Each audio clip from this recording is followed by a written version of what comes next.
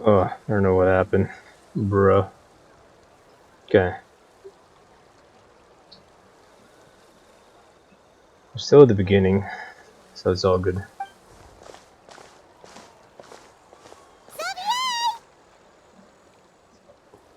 Oh, why, if it isn't the dear traveler and Paimon. I really didn't expect to bump into you here at this time. It's been a while. How have you been? Well, I was doing just fine until I received some terrible news just now. The investor I was working with for my upcoming film has fallen upon some hard times and is no longer able to provide the promised amount of funds. Oh no. Oh, is that Chevreuse? Can't you just find a different investor? Unfortunately, that's not how it works. We had signed an agreement specific to the Fontanalia Film Festival, stipulating that I cannot work with any other investors until the festival is finished. Oh. The Fontanalia Film Festival? What's that? Oh, is this your first time participating in Fontaine's Fontanalia Film Festival? Then allow me to fill you in.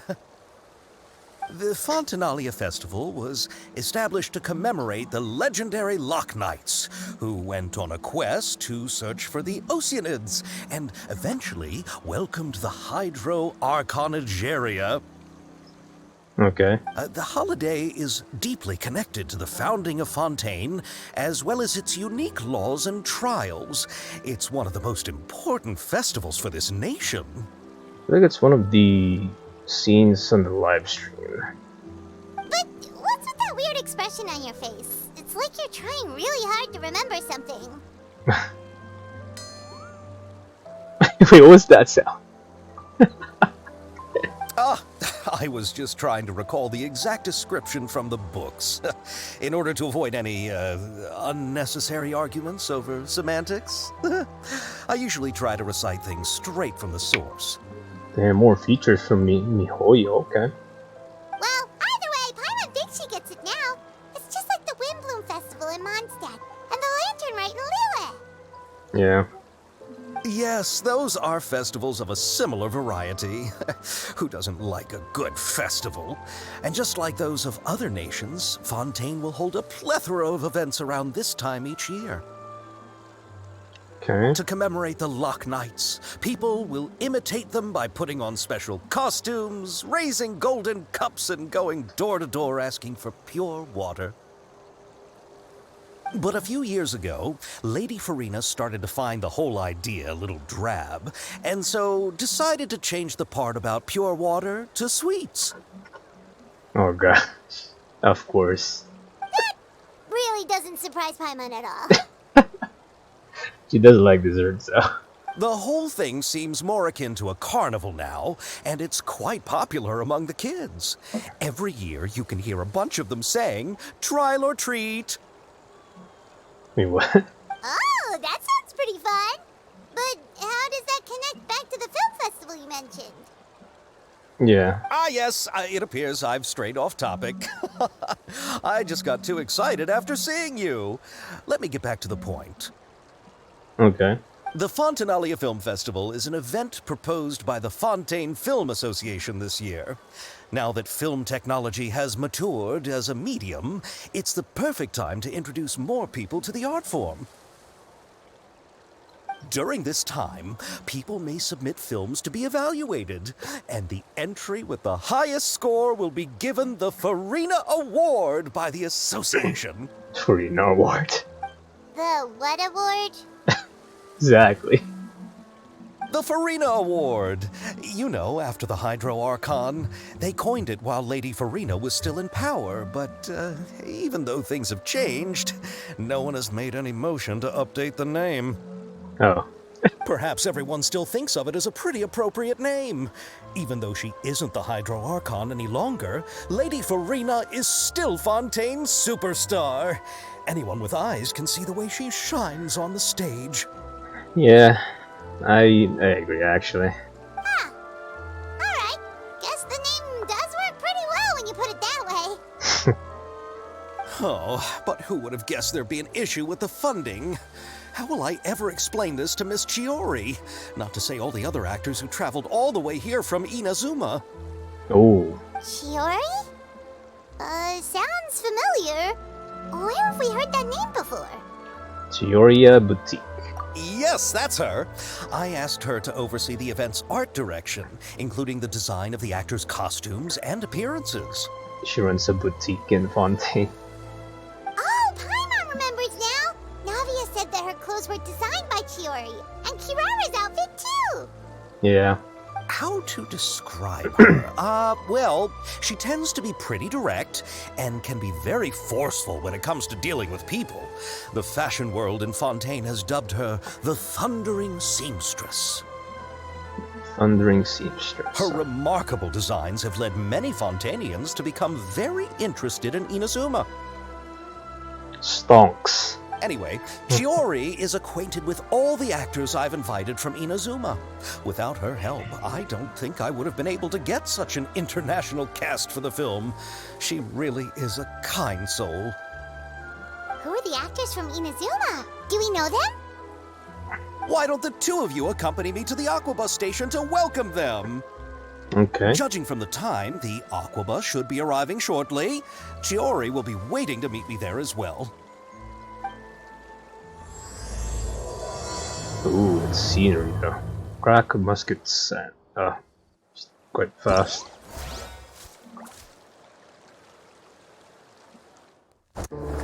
Oh. Hey, what?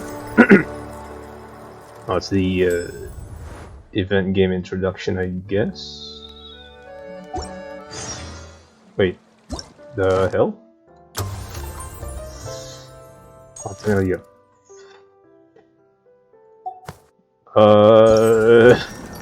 Yeah, I think it's this one. So there's... Wait, what? No, it's this one. There's like 4 separate scenes, maybe? Okay, see what oh, I thought I saw Yaka there. See what Chef Bruce.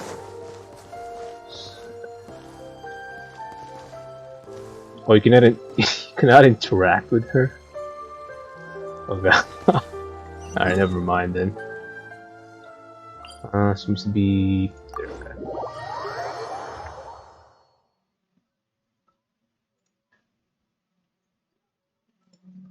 Okay. Okay.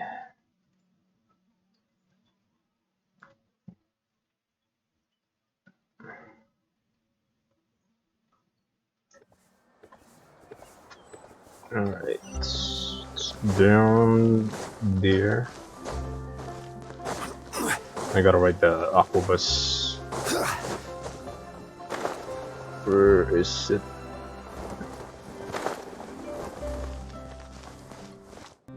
Oh, is that? Is that Chiori? Or that looks uncomfortable.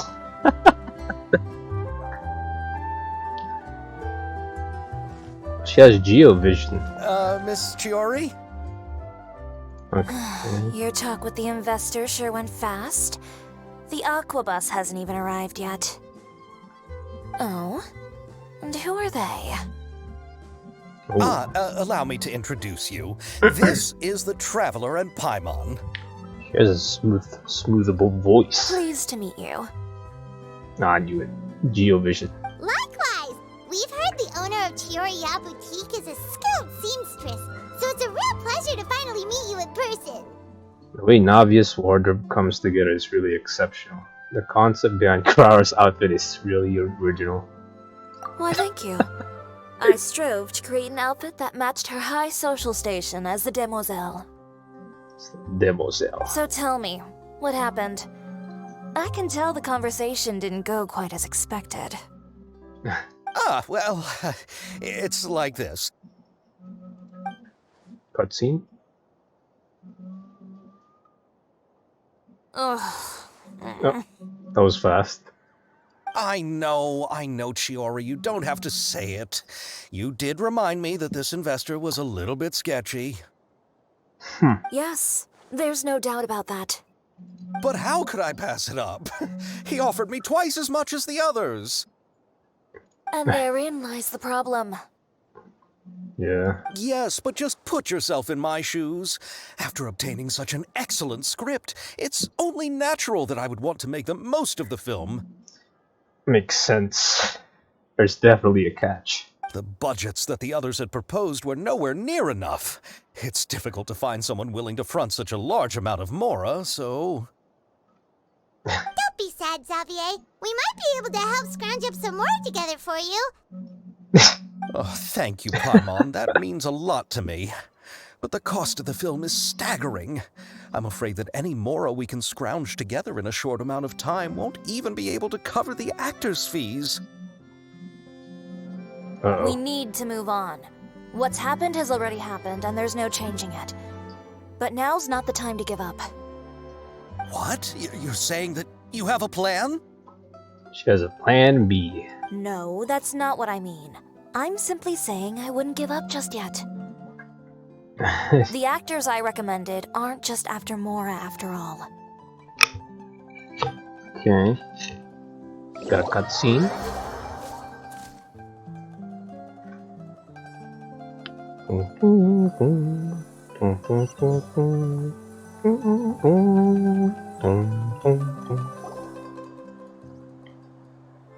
There's gotta be a cutscene. Oh, it's Ayato. There's Sayaka. Yoimiya. Really? Then where do you live? Oh. We Melusines live in Mercy Village. The only way to enter is from underwater.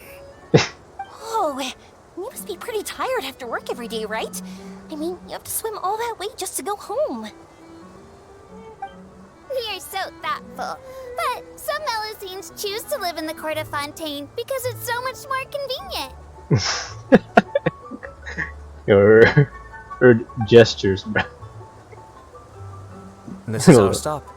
I love the melody. Oh, we've arrived. But I haven't even finished chatting with Abel yet. Aw.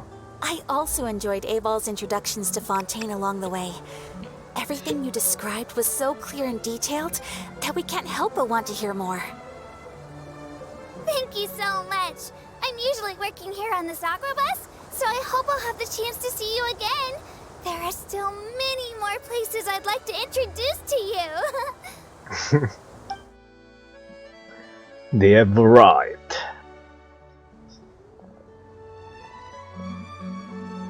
Welcome to the court of Fontaine. Chiori, you sure have changed a lot. This is the first time we've seen you since you left Inazuma. I haven't realized it's been so long. I was in such a rush when I left that I didn't even get to say goodbye. Oh. Thank you for extending the invitation, Mr. Xavier. I'm looking forward to a fruitful trip here in Fontaine. It's an honor to have the head of the Kamisato clan visit us. So they're who you meant when you said you had actors coming from Inazuma? I just barged into the conversation. Oh? It's the Traveler and Paimon. It's been a while. Wow, what a coincidence! Ayaka and I were just talking about you on the way here. Are you also here for the film? Oh, are you now? We just ran into Xavier earlier and came over with him. He seems to be troubled. But I'm not an actress. Sir Kamisato and Lady Ayaka are the real actors here. I'm just tagging along with Ayaka to have a good time together. I thought I would always get the lead role. About that, I mean, how was I supposed to contact you when I was making preparations for the film? Makes I figured sense. You were probably busy, and I didn't want to disturb you. Fair enough. So I could only keep you in the back of my mind while I sought other actors to play the lead roles in the film. I had been thinking about a surprise reunion with you during our trip here, but you still managed to surprise me first. That smile. Oh, so you all know each other already! My, what a coincidence! What are the chances everyone could be brought together here like this? Why don't we go to Hotel de Boer and catch up over a meal? I've already made a reservation. Huh? Did you reserve 2 spots for us too? Yes, of course, of course. I'll be sure to tell the boss to serve a few more delicious dishes just to make sure there'll be enough food. Very well. Then please, kindly lead the way, Mr. Xavier.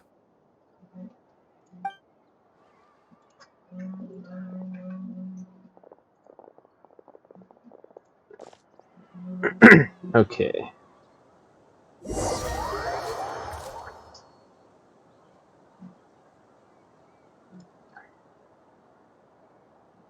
Hotel de Board it is.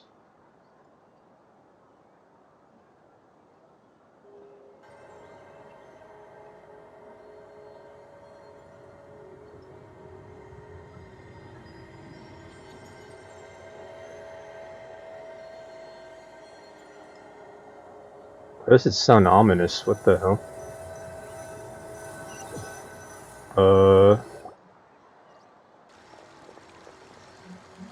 Wow, the buildings in Fontaine are so tall. Just look at how big they are. And there's the fountain that Aval mentioned earlier. It really is a magnificent sight. And look at that huge spinning sphere.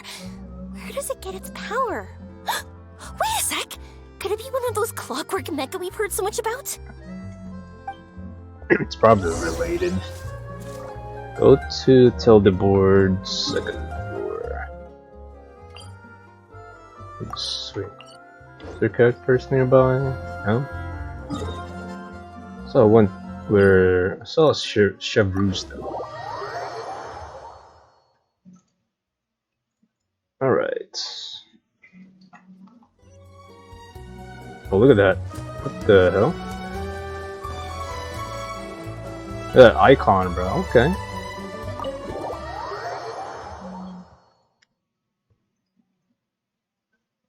Alright. So far, it's chill.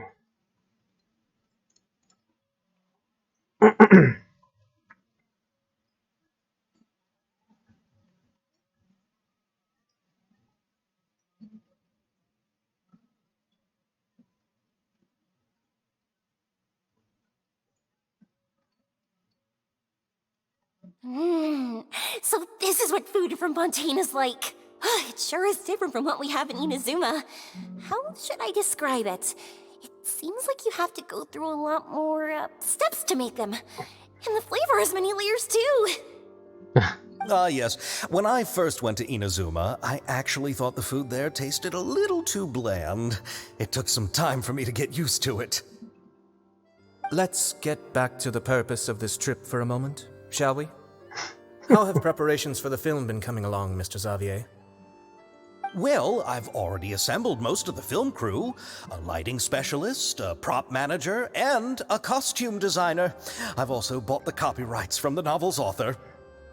Oh, it's called The Two Musketeers, right? I read the script you sent me on the way here. The story is pretty good. Originally, I was planning to start filming as soon as Sir Kamisato and Lady Ayaka arrived in Fontaine, but I'm afraid I've run into a bit of a problem. Uh-oh. Oh? What is it? Oh, it's the script. It has to do with the film's investor, Mr. Morris.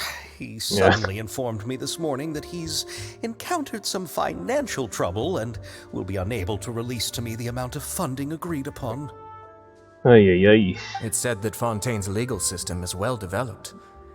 If he has violated the contract, then can't you simply take him to court over the matter? Well, I'm still more concerned about filming.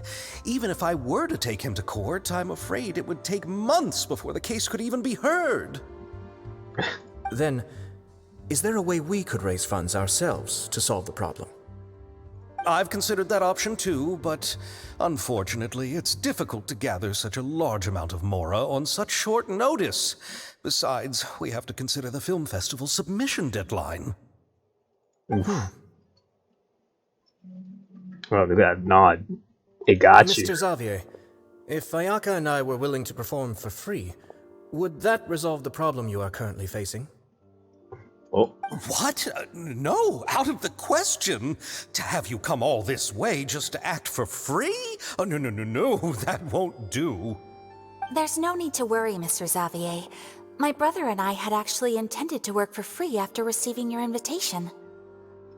nice. Inazuma has only recently reopened its borders, and needs to strengthen its relations and cultural ties with other nations. We didn't have many collaboration projects with Fontaine in the past, so we hoped this trip would serve as a good start for the future. Oh, good move. Indeed. You could say that's the real reason why the Yashiro Commission agreed to come to Fontaine. I see. I understand, but having you two act for free just doesn't seem right. Not at all. While we're officially here to conduct a cultural survey of sorts, we must express our sincerity if we want to establish formal cultural ties with your nation. This film will serve as proof of friendly cooperation and cultural exchange between Inazuma and Fontaine. It's my hope that the film can be finished and released as smoothly as possible. If you still don't feel comfortable with this arrangement, I would also be more than happy to be introduced to some other renowned individuals in Fontaine's literary and artistic circles. Okay. Xavier doesn't know what to say. All right, I'll do as you say. Thank you so much. I'll make sure to cobble together enough mora now, even if it means selling my house, my camera, and every single family heirloom. Oh my gosh. Come on now, no need to go that far. I'll also help you out as a brand sponsor. We can help too. See that you got our contribution from some personal friends. Me too. Even though I didn't bring much more to spend on this trip, it's still better than nothing. You are too kind, all of you. I really don't know how to... Oh no. Ew. I'm crying now. Alright, enough about that. Now that we have Xavier's savings, my support, and 2 leads who are willing to act for free, I think we will be able to make this happen. So, instead of Mora, you'll help with filming and production. Oh, there you go. Oh, but how can we help with that? We don't know much about making a film. Yeah. Alright, pull yourself together, Xavier. Tell us if there are still any open positions left among the crew. All right, let me think.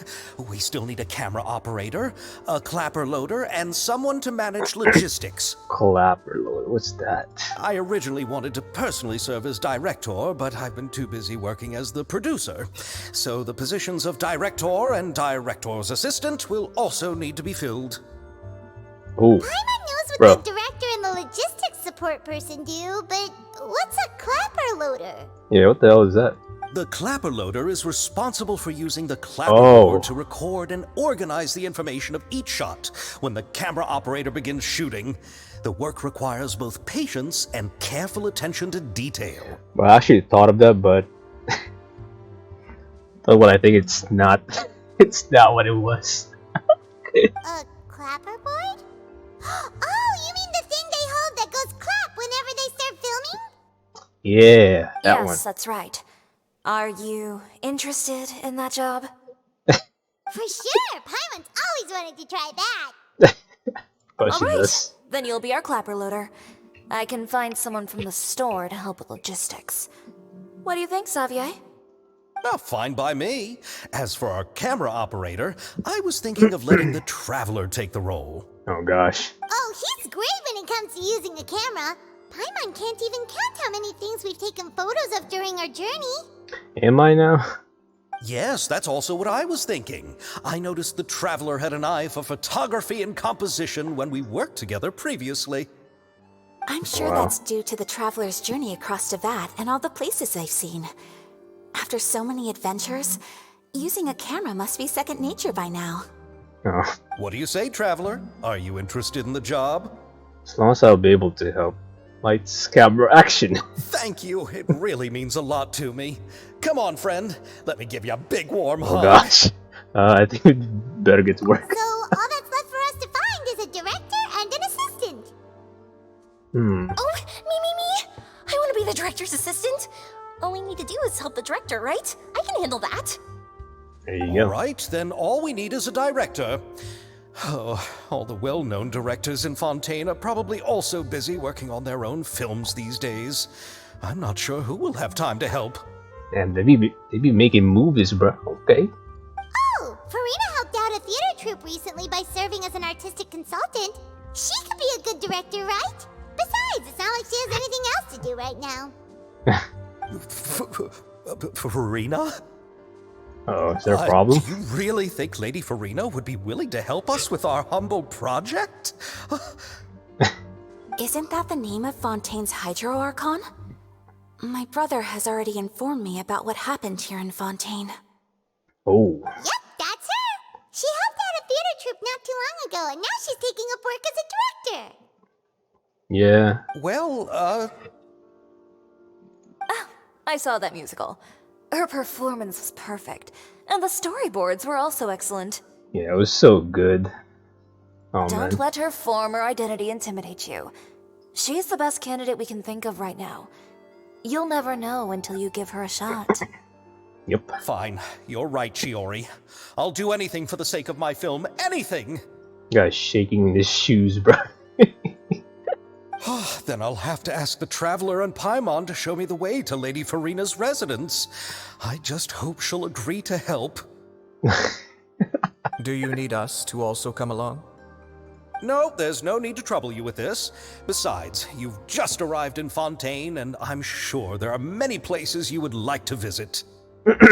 Just leave this task to me. It's part of my duties as the producer. Very well. Then we'll be waiting to hear the good news. I'll go with you. By the way, you might want to consider bringing a gift. Oh, yeah, that's true. Give her desserts. And don't worry, we won't simply drop you off at Farina's place. We know Farina pretty well by now, so having some familiar faces there should help your chances. Besides, the whole thing was our idea in the first place. All right, then I'll start making preparations. As for the gift... A gift for someone who was once seen as the Hydro Archon. I wonder what she would like.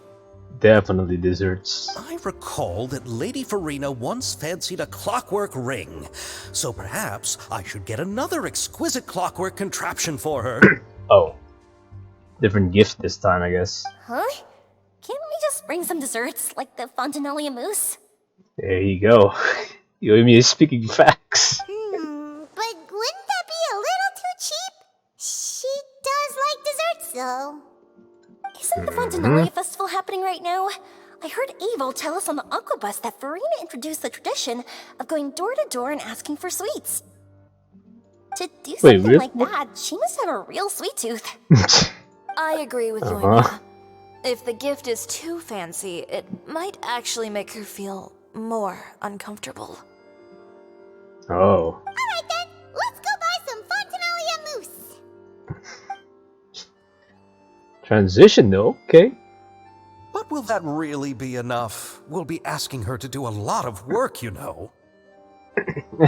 Maybe not. You're right. We need to further Sweeten. sweeten the deal. But nice pun. Huh? You want something even sweeter than Fontinalia mousse? Yes, we'll need a gift that's sweeter than any dessert in the world. Bro. But what could that be? Your words of praise. Oh, that's it? Oh. Look at their faces. Oh, man, that's funny. Go to Farina's apartment. There's Yato and other characters right here. Let's see if Chevrolet. Wait, not Chevrolet. Freaking hell. Oh, they're not here. Okay. I guess it's just Miyake and Ayato. Let's see what they say. Looking forward to the good news. Oh, that's it. Oh, I just realized. Oh. Okay. See these two. You go ahead. No need to worry about us. Oh, I hope Farina will like the gifts we prepared. Oh, and if you still think we should get something else for her, just let me know. I should be able to make some fireworks. Oh gosh, no. No, Yumi. You don't need kabooms. It's supposed to be a wholesome festival. Okay. Let's just go to Farina's apartment. Let's see.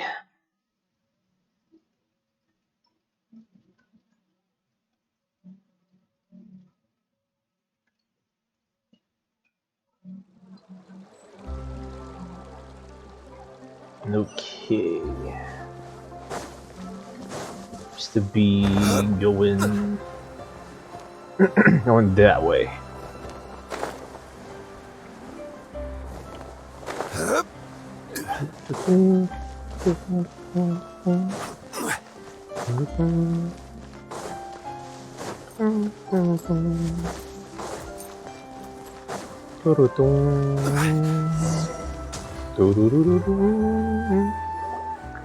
We're here! This is where Farina lives.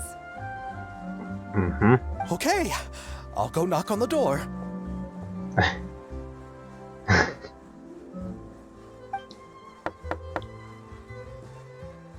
Just looking at each other. Coming. Seriously, who's knocking before afternoon tea? Oh, I thought she was taking a nap or something. She comes. Who are you? Oh. Lady Farina, please allow me to introduce myself. I am Xavier, a film director. Hello. Oh, is that the traveler in Paimon I see behind you? And who's this? I'm Chiori. Rita's back. Ah, the one from Chioria Boutique. Hello. So, what are you all doing here? Do you need something? Did you just get up, Farina? It's already past noon, you know. I am Paimon. That'd be nice, remember? Huh? Paimon means the weather is so nice in the afternoon Oh and my the gosh. sun is so warm. Just What like the- how you make us feel. Sleeping in late is a really smart idea. What the? No. I was just up late last night reading some novels. What does sleeping in have to do with the weather? Oh gosh. She and A has something in common. This is a small gift we've prepared for you, Lady Farina. We hope you like it. No need to be so formal. I'm just a regular person like everyone else now. Uh-oh. Is this Fontinalia mousse? It's one of my favorites. Yo. That's great! So, actually, there's something we need your help with. Given your renowned passion and understanding of drama, I would like to ask that you serve as the director of our film crew. Not a sweet talk for Rita. So easy. Oh, but didn't you just say that you're a director? Yes, but for this particular project, I'm mainly working as a producer. Besides, I'm sure that your understanding of the performing arts far surpasses my own, Lady Farina. Are the Traveler and Paimon also part of the film crew? I'm gonna be your crew, yes. We sure are. Paimon's the clapper loader and he's the camera operator. Clapper Camera load. operator.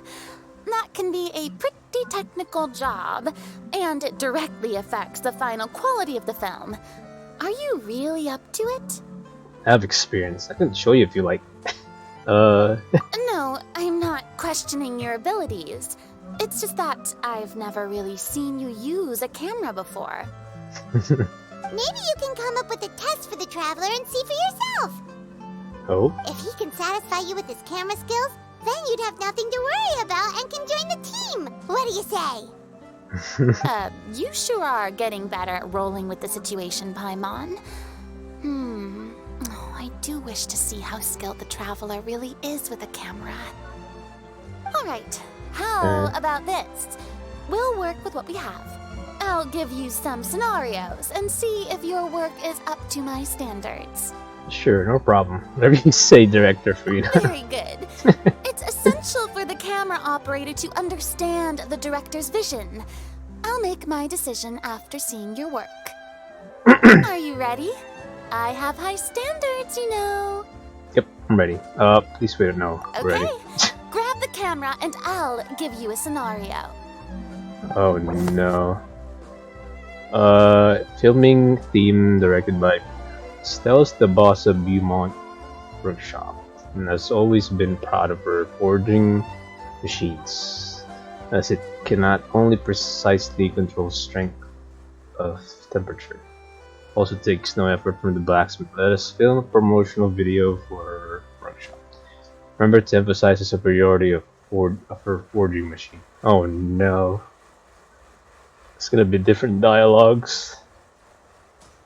I'm gonna try my best. Okay, so you will need to film several shots according to the director's requirements and compile them into a video. Camera positioning is key, and you should ascertain the camera position requirements beforehand. When filming, there will be narration requirements. Select the most suitable narration according to the story. Okay, try to satisfy all of the director's filming requirements. After selecting the most suitable choices for all of the camera positions and narration, you may begin filming and see the results. Okay, select narration. Oh, wait. You need a scene that shows off the Beaumont Workshop. This the narrative selected by. Oh, they can be multiple. Okay, maybe script. Oh, never mind. Okay, you need a scene that shows off the forging machine at work. This one. Narration. This machine can precisely control the force applied and the temperature, making it perfect for doing exhausting and time-consuming work. So it's just it's just one. Okay. Camera position. We need a scene that shows off the atmosphere as it still works relaxedly. This. Thanks to this machine, the owner of Beaumont Workshop still can comfortably enjoy each day at work. So it's just one. I thought there were gonna be multiple. Okay. We need a scene that shows off the weapons arranged in boxes produced by the Beaumont Workshop. That's cake. Oh, this one. Worry not, for the weapons produced by Beaumont Workshop are off outstanding quality with exquisite craftsmanship and keen edge. Okay. This new feature though, I really like these. You need a scene that shows off the Beaumont Workshop. This one. The weapons are what you want. Look no further than Beaumont. Okay.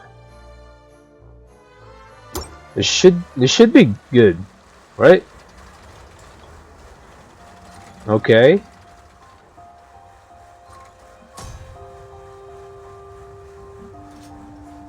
Oh man, I hope I didn't fuck it up actually. But this features, holy, this is so good. Okay, to look further than okay. I think that's good. I'm hoping. I hope Farina likes it actually. Oh, it appears that you have more skill than I thought. Really?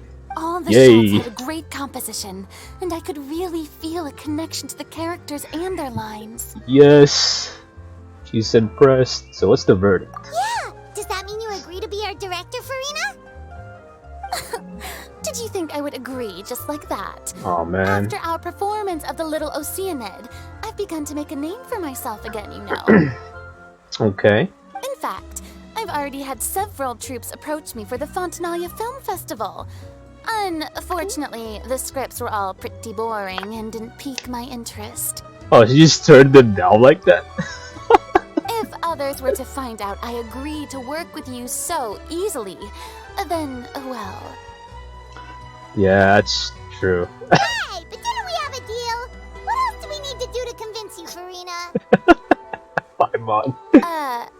Well, what about the pay? Ah, the pay, of course. Huh? You know how much you're willing to pay me to be the director? The pay is also an important factor for me to consider, you know. She does live like a normal person. Don't blame her. Well, I can offer you this much? What? That's all? If Nervylat were to hear of this, he could charge you with underpaying your labor. Uh-oh. Uh-oh. I'm sorry, but our crew is in a tight financial spot at the moment. I see. Well, even though it's highly unlikely now that I'll join your crew, there's still something I'd like to ask. Exactly what film are you planning to make? Oh, our script is an adaptation of The Two Musketeers. Huh? Wait, you mean the suspense thriller novel that was a #1 bestseller? Oh, that could be huge, actually. Oh, so Farina's read it too. Of course I read it. I've always had a keen interest in artistic works that strike a chord with the populace. I see. It all makes sense now. You must have used most of the budget to pay for the copyright. Not really. The novel's author transferred the copyright to me practically for free once he heard that I wanted to make a film adaptation of the story. The lack of budget is due to another issue. He probably just wants to get his name out there. So, Mora isn't the most important thing to him right now. It reminds me of a delivery courier who wears one of my designs while traveling all across Teyvat. I didn't charge her much for the outfit either. The exposure she provides for my brand is well worth it. It's the advertisement. It's just so similar to nowadays life, actually. So, are you a big fan of this story, Farina? Mm-hmm. Well, it's alright. The pacing of the story is good, but the character relationships could use some work. When I was reading it before, I always felt like some things were left on a rather unsatisfactory note. I have high standards, you know. Ahem, Mr. Xavier, if, hypothetically speaking, I agree to be the director, how much freedom would I have in terms of script revisions and creative interpretation? Unless you want to tweak it a little bit. Oh, as much freedom as you would need. I wouldn't dare doubt the tastes of Fontaine's greatest star. Facts. No cap. Good. Then I'm free to alter the script as I see fit. Absolutely, no problem. Counting on the director Farina. That's your chance to make a film that you love. All right. It seems that your crew really can't go on without my care and direction. I'm a best like sweet talk to her, actually. Like they mentioned. So, you agree? Yes, I agree. Although the pay is well below what someone of my caliber deserves. A great script calls for a great director. I mustn't let a perfectly good story be ruined due to lack of funds. If you have fine cheese and bread, you wouldn't just let it sit on the counter and get moldy just because you lack an oven, right? Wise words. Thank you, Farina. Oh, Hydro Archon above! I'm not dreaming, am I? Somebody pinch me. There's no more Hydro Archon, you know. And it's still a little early to celebrate. There's a lot that goes into shooting a film. Although the trickiest tasks of finalizing the script and casting the actors have already been taken care of, we'll still need to reserve filming locations. Not to say set up lighting and props. And by the way, since we'll be filming The Two Musketeers, we'll need to find an action choreographer. Ideally, a professional who has actual experience with muskets. Yes, I've thought about this as well. I was hoping that you might know someone who could handle the job. Me? If this was before, I could have simply asked Glorand. But it's already been some time since I last talked to her. Well, that makes sense, actually. Navia can also use firearms, but unfortunately, her style is quite different from that of the characters in the story. Could we ask the Special Security and Surveillance Patrol? Chevreuse. Oh, you mean the Special Patrol's musketeers? Yes, that's right. They work with muskets every day. I can't think of anyone more qualified than them. Oh, that's realistic, actually. They would be under Nervilette's jurisdiction. Unfortunately, I don't have any connection with them at all. Ugh, man. So, in the end, we still have to start by talking to Nervilette. Oh, she was trying to avoid that? No need to go to all that trouble. I know their Captain Chevreuse. Chevreuse. There you go. Oh, you do? Wait, Chiori, how do you know the captain of the Special Patrol's Musketeers? No particular reason. Running a business means dealing with some trouble from time to time, and she's helped me out on a few occasions. Bruh. Official business. In return, I've helped her handle a few situations in which the Special Patrol couldn't get involved directly. So, we've got to know each other over time. Okay. So you're saying there's been times when the Special Patrol needed a fashion designer to handle a situation? Your work is becoming more and more mysterious. It'd be best to keep it that way. Anyway, enough about that. What do you all think about asking the captain to be our musket action choreographer? She sounds professional enough. She is a captain after all. I have no objections. But I imagine the Special Security and Surveillance Patrol must be busy with their duties. Do you think she'd really have time to help with shooting a film? And then there's the issue of pay. Well, it just so happens that she's also not the kind of person that's just after Mora.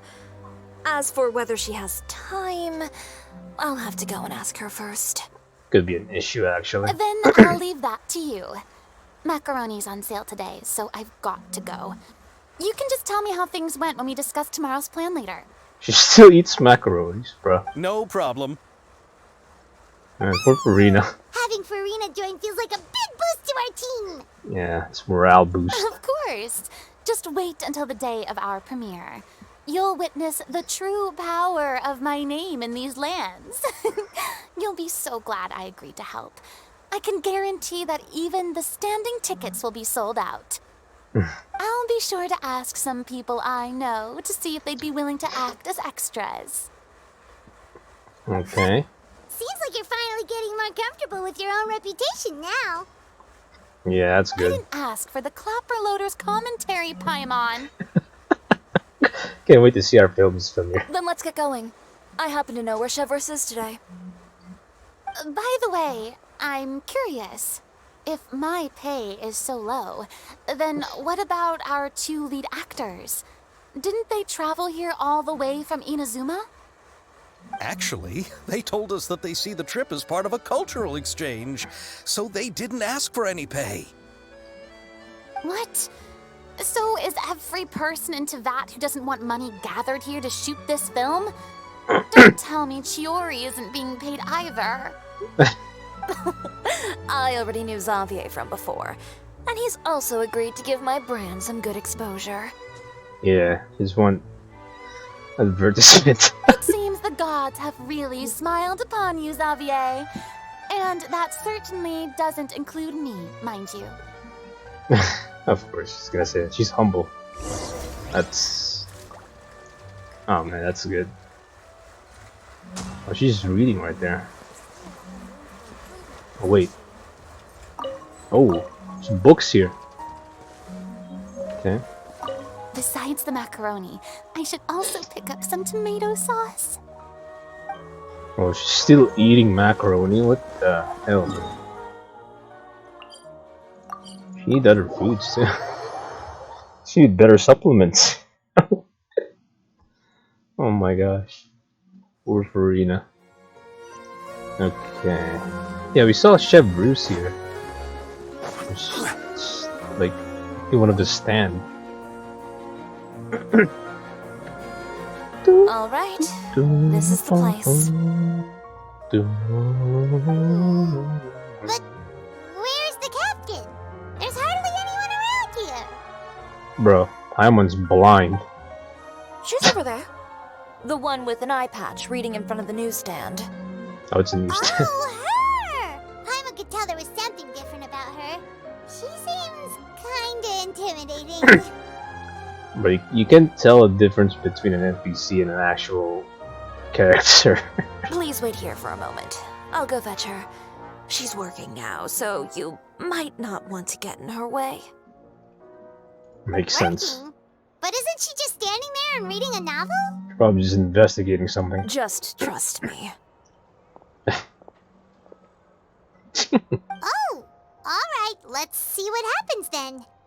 Looks suspicious as fucking middle of the street. Chiori sure is a mysterious person. She claims just to be a fashion designer, but she knows all these powerful people. The court of Fontaine isn't particularly tolerant of visitors from overseas, so it isn't easy for a foreigner to promote their brand here. Even more so in the competitive world of fashion. Even a local like me just trying to make a film has to face all kinds of challenges. So I can only imagine what Chiori has been through to get where she is today. I'm sure that having more connections has definitely worked in her favor. Reading on the job?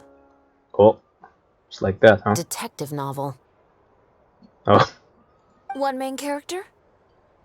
No. Multiple. Branching storylines. oh, she knows her too well. I see. How's the plot coming along? What the hell? One of the main characters is about to make a choice that will affect the rest of his life. I'd wager he's going to make the wrong choice. I think they're talking some kind of code, bro. Any way to speed things up? There's something I need your help with. Oh my gosh. You know that doesn't depend on me. It all comes down to what the character chooses. Which is exactly why I'm here to help.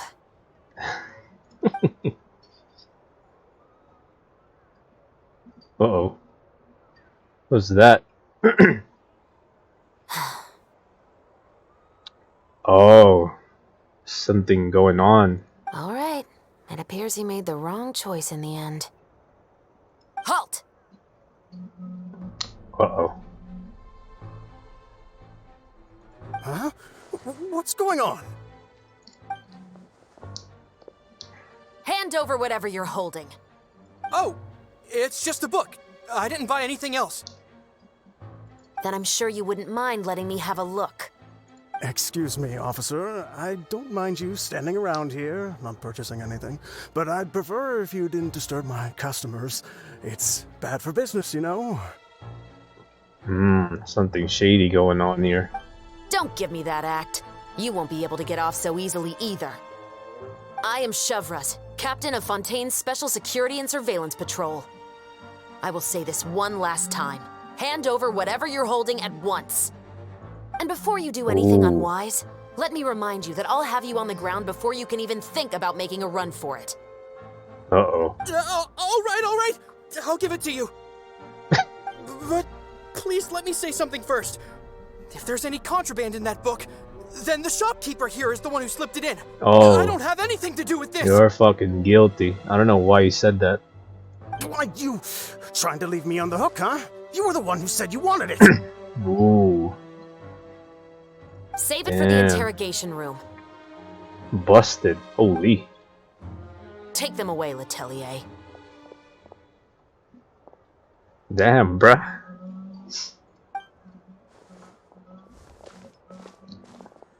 You shouldn't have said that. What's going on here? One second you're reading a book and the next you're escorting people away. I'm so And confused. who are... Oh! Aren't you the traveler who's been all over the papers recently? Chiori, I'm assuming what you wanted to ask me about has to do with them, right? Oh. Maybe I can let you in on what's happening then. Oh. Now that Vache has been brought to justice, no new shipments of synth will be made and distributed to sellers. The Fontaine guards have been busy collecting the remaining synths still circulating on the market. Yeah, we're just famous out there. Thanks to a tip from our reliable source here, this should be the very last batch. Oh, okay. Oh, she was just investigating a crime scheme. Oh, so you were pretending to read a book in order to catch the bad guys! Yeah, that's some high-level detective right there. Oh, Detective Paimon work. almost forgot to introduce ourselves. Paimon is Paimon, and this is the Traveler and Xavier! Hey, I'm Chevraz. You probably already heard me introduce myself, so I won't bother repeating it. Why don't you just arrest them immediately? Probably need evidence. Yeah, why didn't you make a move as soon as you had the chance? Were you worried that my intel wasn't accurate? Oh, No, I wanted to see if the shopkeeper would turn himself in first. oh, giving him a chance. All he had to do was come up to me and say that he didn't know where the synth had come from. If he did that, then I wouldn't have had to press charges on him. He had the whole day to turn the synth over to Chevras. But instead, the moment I came up and blocked Chevras' line of sight, he took the opportunity to sell it off. Yep, he made the wrong choice, even though the right choice was right there in front of him. But you knew they wouldn't make the right choice. Yeah, I knew. I was just hoping I'd be wrong for once. Damn. Uh, She has a lot of experience. Enough about that, It's though. crazy. What did you want to ask me about? oh, you see, it's like this. Cutscene? Yeah. Nice. The Two Musketeers. You certainly have a good eye for a story. So what do you need me to do? Just be the action choreographer for the actors? Yes, that's right. I want to make sure we get all the details right. I want the actor's posture and understanding of firearms to be as realistic as possible. However, I'm afraid this work will require a bit of your time, since you'll have to be present whenever we're filming. Also, as for the pay... No need to say any more. I'll join. Oh, it's like that. I was fresh. Really? You're willing to help us with our humble film project? Sure, it's no big deal. As I said, we've wrapped up our investigation here, so I don't have any other tasks on my plate for the moment. Damn, the coincidence, bro. Besides, I personally really like this novel. I even have the collector's edition at home. Stories where justice prevails over evil never get old for me. Then we've got a deal? Yes, I'll see you on set tomorrow. Oh wow, I was Oh my! like that, I can bro. hardly believe it! I should tell Lady Farina immediately. Oh, and I must tell the prop manager and lighting technician to get everything ready. We start filming tomorrow! Damn. It was like that. Calm down, Xavier. The film is going to take more than just a day to finish. Look happy. Still, I should also head back now and start preparing the actors' costumes and makeup. Guess that's it for today then. Use the wardrobe then. Traveler, Paimon, please stay for a moment. I have something to tell you. Okay. Then I'll take Xavier back. Poor thing. He's so excited that he can't even walk straight anymore. I don't want to spend our first day fishing our producer out of the fountain. See you tomorrow. I think Zabe would probably be able to hold himself together. He'd better. Oh man. Talk to Chevrolet. Okay. We talked to this lady, no? Oh, shit. Oh, she's right there. Okay. Next to the mecha. So what did you want to tell us, Chevres? Have you read The Two Musketeers? Heard a bit about it. I actually haven't read it. So. The story is about a pair of children born into the household of a baron and their struggle to survive together and take revenge for their mother. Oh. They were raised at the baron's estate, where their mother worked as a maid. The two were illegitimate children that the baron had with the maid, so they were never treated well by anyone. One day, upon returning home, they found their mother had been murdered and left dead on the floor. It was quite evident that the culprits were the other members of the Baron's household, who never had any kind words to say to them. But is this like a true to life story, but in game, bruh? However, the Baron was able to exert his influence and keep the whole thing under wraps. The mother's death was eventually deemed as a suicide, and there was no chance of bringing her murderers to justice. Ooh. The two siblings decided to flee and someday avenge their mother. Many years later, members of the Baron's family suddenly started turning up dead one after the other, all killed by gunshot. A rainbow rose was found on each of the victims' bodies, being the flower that the kid's mother liked best. Rainbow Rose. The Baron believed that the mother's soul had come to take vengeance on him, so he lived in fear each day. But it was actually those two siblings who had fled all those years ago. They relied on each other to survive and trained day and night, eventually becoming adept musketeers. Day and night. Sorry. They used all of their abilities to collect evidence and clues before executing their plan and exacting revenge on the Baron. Their actions let the truth behind their mother's death be known to all. That's quite an exhilarating story. Yeah. It was a story. Yep, the Baron got what he deserved for his evil deeds, and justice was able to prevail. It was just the kind of story I enjoy. Oh, so is that why you were so willing to join our crew, Chevras? You could say it was one of the reasons. Oh, you mean there were other reasons too? I wonder why. I've read the reports about you.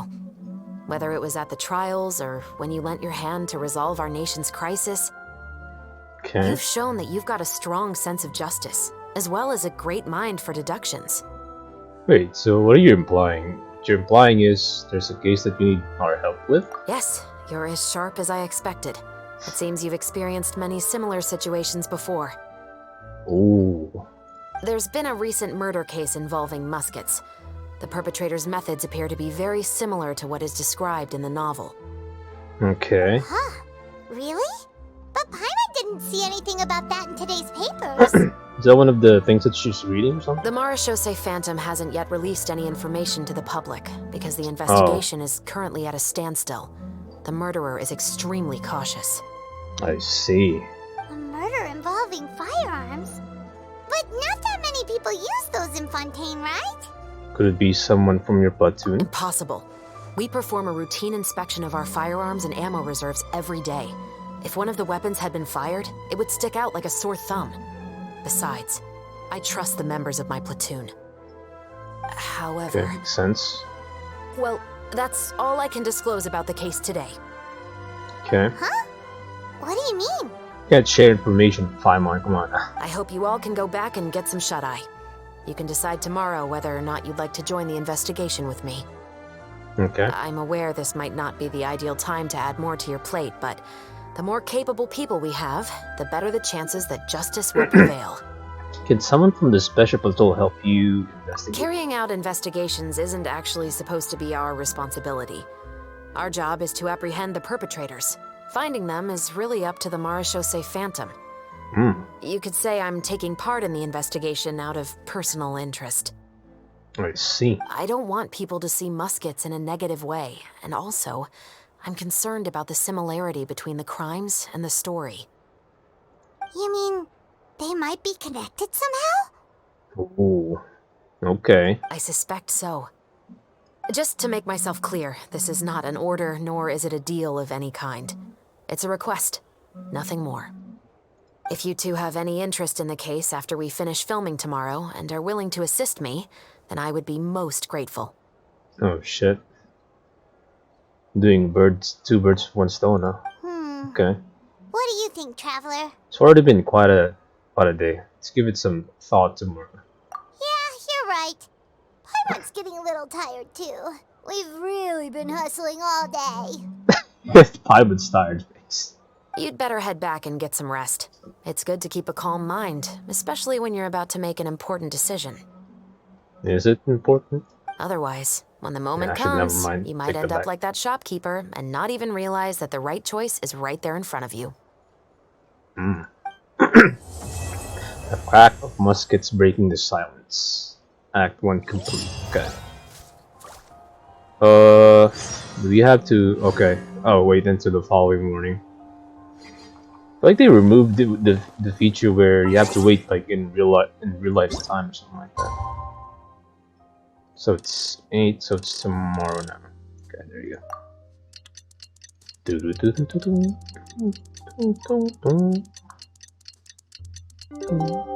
Okay. It's Where? finally time to meet up with everyone.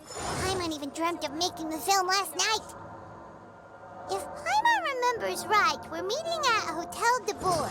Let's get going. Or all of us?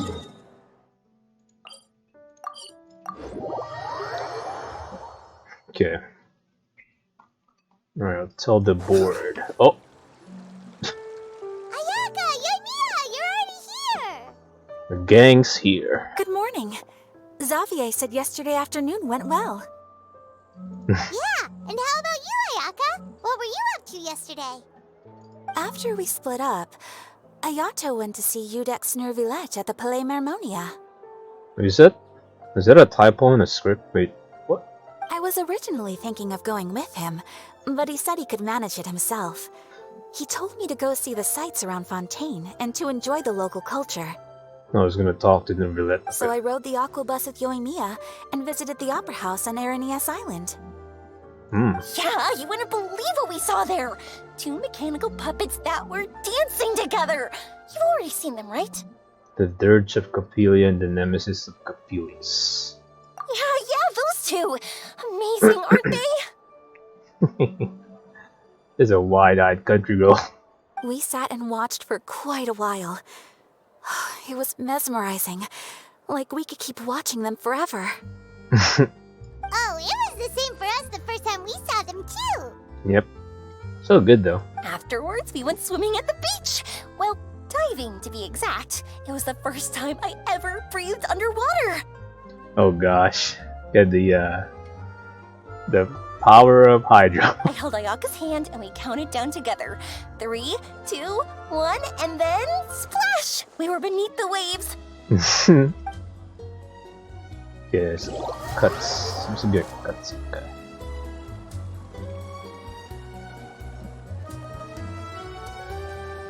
All right.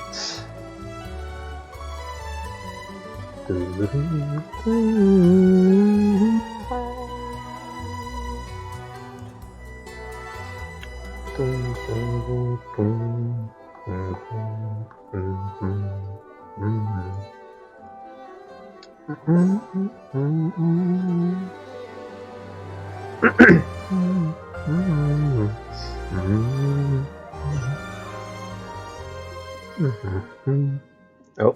At first, I didn't dare to open my mouth. But once I couldn't hold my breath any longer, I decided to take a big breath in. Turns out the water wasn't as salty as I imagined. It didn't really taste like anything at all. Oh gosh. Before I knew it, I was breathing like normal down there. It was an amazing feeling. Ayaka said I was too nervous and needed to loosen my grip. She got used to everything way faster than I did. We're swimming with their clothes on. That's so cursed. I knew that the Traveler could do it, so I had no doubt we could do it too. That helped me feel at ease as soon as we dove in. The underwater world in Fontaine truly is beautiful. I love seeing the Romaritime flowers blossoming underwater, like little candles lighting up the streets at night. Yeah, and there were so many creatures that we've never seen in Inazuma. Are they talking underwater or they're telepathically connected? Those fish that shimmer like a sword blade. Whoosh! Oh, and those big fish that call when they see people. Oh, you mean Hunter's Rays and Blubber Beasts. I just love the name Blubber Beast. Just wait till Pops and the others hear about this. They probably won't believe a word I say. World of Teyvat is indeed beautiful.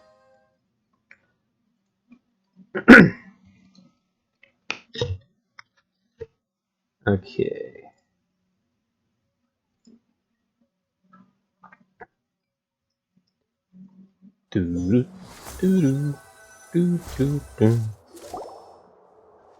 boy Mia was down there for quite a while.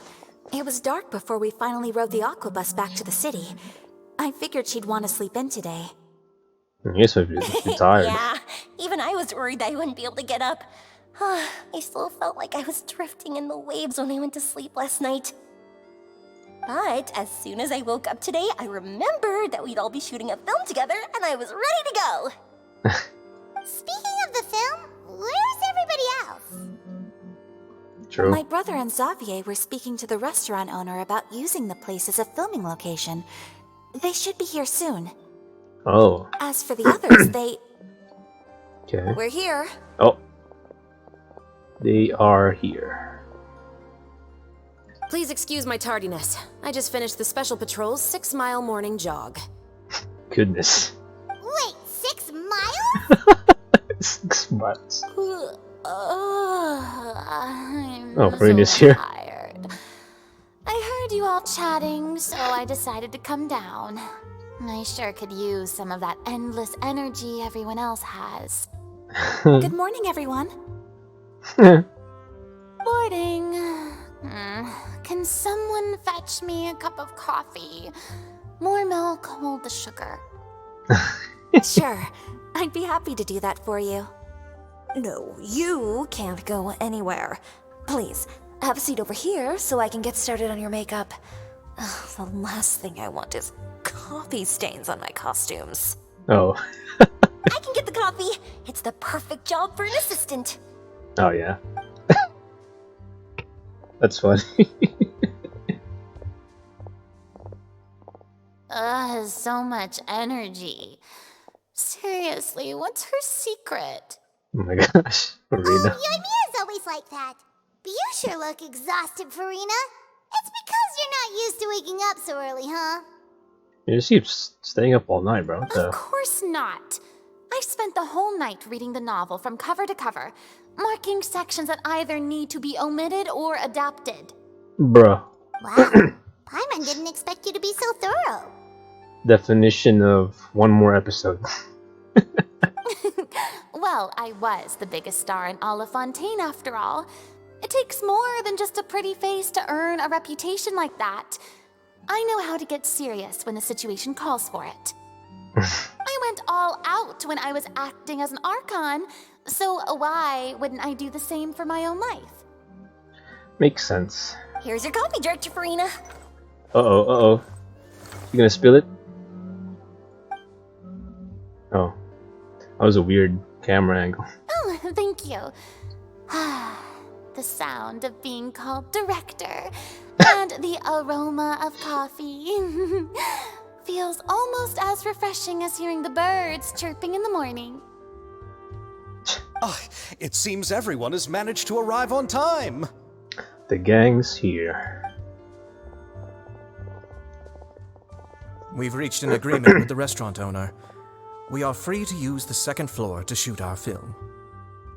Really? That's great! He is really looking forward to our film and hopes that providing his restaurant as a filming location will attract more customers. And it's all about exposures and advertisement. Well then, Mr. Xavier, I'll leave the rest to you. Okay, thanks. Alright. First, I'd like to introduce our new members. Okay. This is our prop manager, Veronique. She'll be in charge of all the film's props and items. And Okay. this is Bonneau, our lighting technician. He'll be in charge of lighting and illumination to set up each scene's atmosphere. Wow. Sure feels like we have some real professionals joining the crew now. Yeah. First of all, please allow me to first express my sincerest gratitude to everyone in the crew.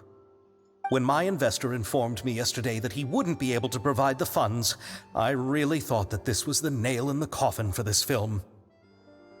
I had no idea that I'd find so many people willing to help me on such short notice. Thank you.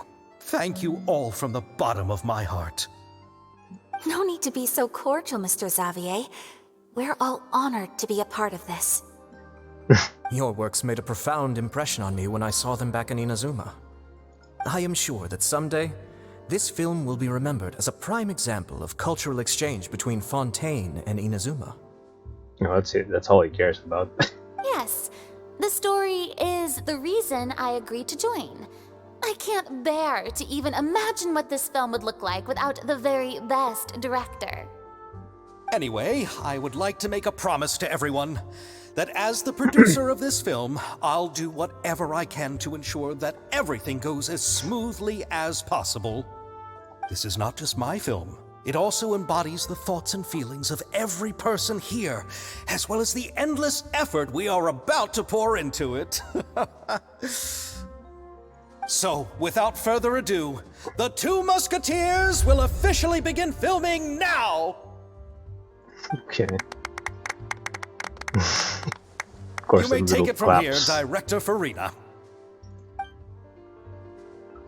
All right, listen up, everyone. Okay. Setting though, okay. The first scene takes place when the two young musketeers are living at the Baron's home, still unaware of all that is about to happen to them. We'll need props and lighting to set the scene. Our lead actors can go get their makeup done, and extras, please take this time to go over your positions. Whoa. Seems Farina's really kicking things into gear as the director. Yeah. Is everyone clear? I don't want anyone traipsing around the set like umbrella finches. Umbrella finches. Cameras will start rolling as soon as the set is ready. Let's make a film that'll make some serious waves in Fontaine. But the Not the kind of waves that drown people. I mean the good kind of waves. oh gosh. Do you have to remind all of us that? Seems like she's still a bit traumatized by that. What do you mean the bit? That's a whole whole Paimon. Anyway, let's Oh, go see man. if there's anything we can do to help. Okay. Seem to fiction and reality inside and outside the frame. Seem to need to talk to people actually. Interact with them, okay. Look for the people who need help. Wait, talk to people. I don't need any help here. Why don't you try asking someone else? Okay, I just wanted to listen what you have to say. Okay, Amy is there. About my guy, no? About them. Ah, so this is what a musket looks like. Where is it? Oh, it's there. Not exactly. Oh. Probably just. Well, all looks cool. Guns and Genshin, bruh. Never thought I'd see it.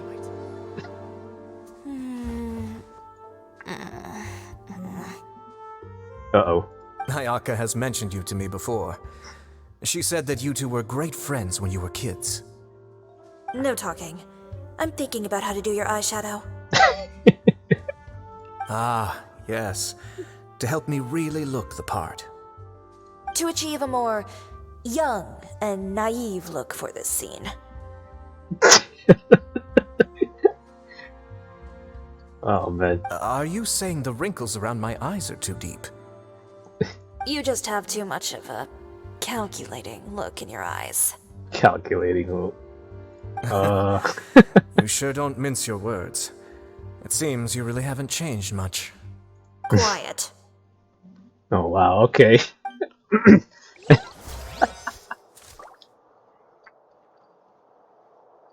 Wait. Oh.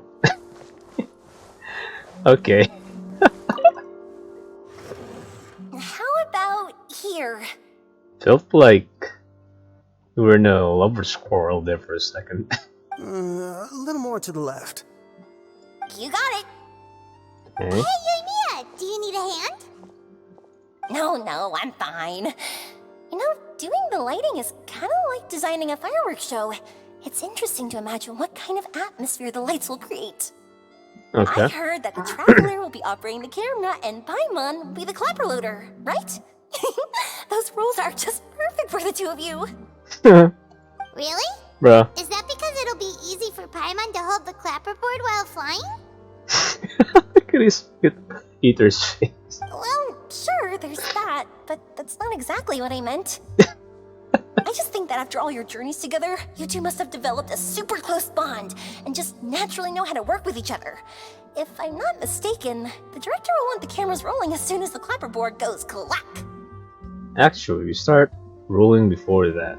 Clapperboard just gets edited out in the post-production. Wait, what the breaking fourth wall now?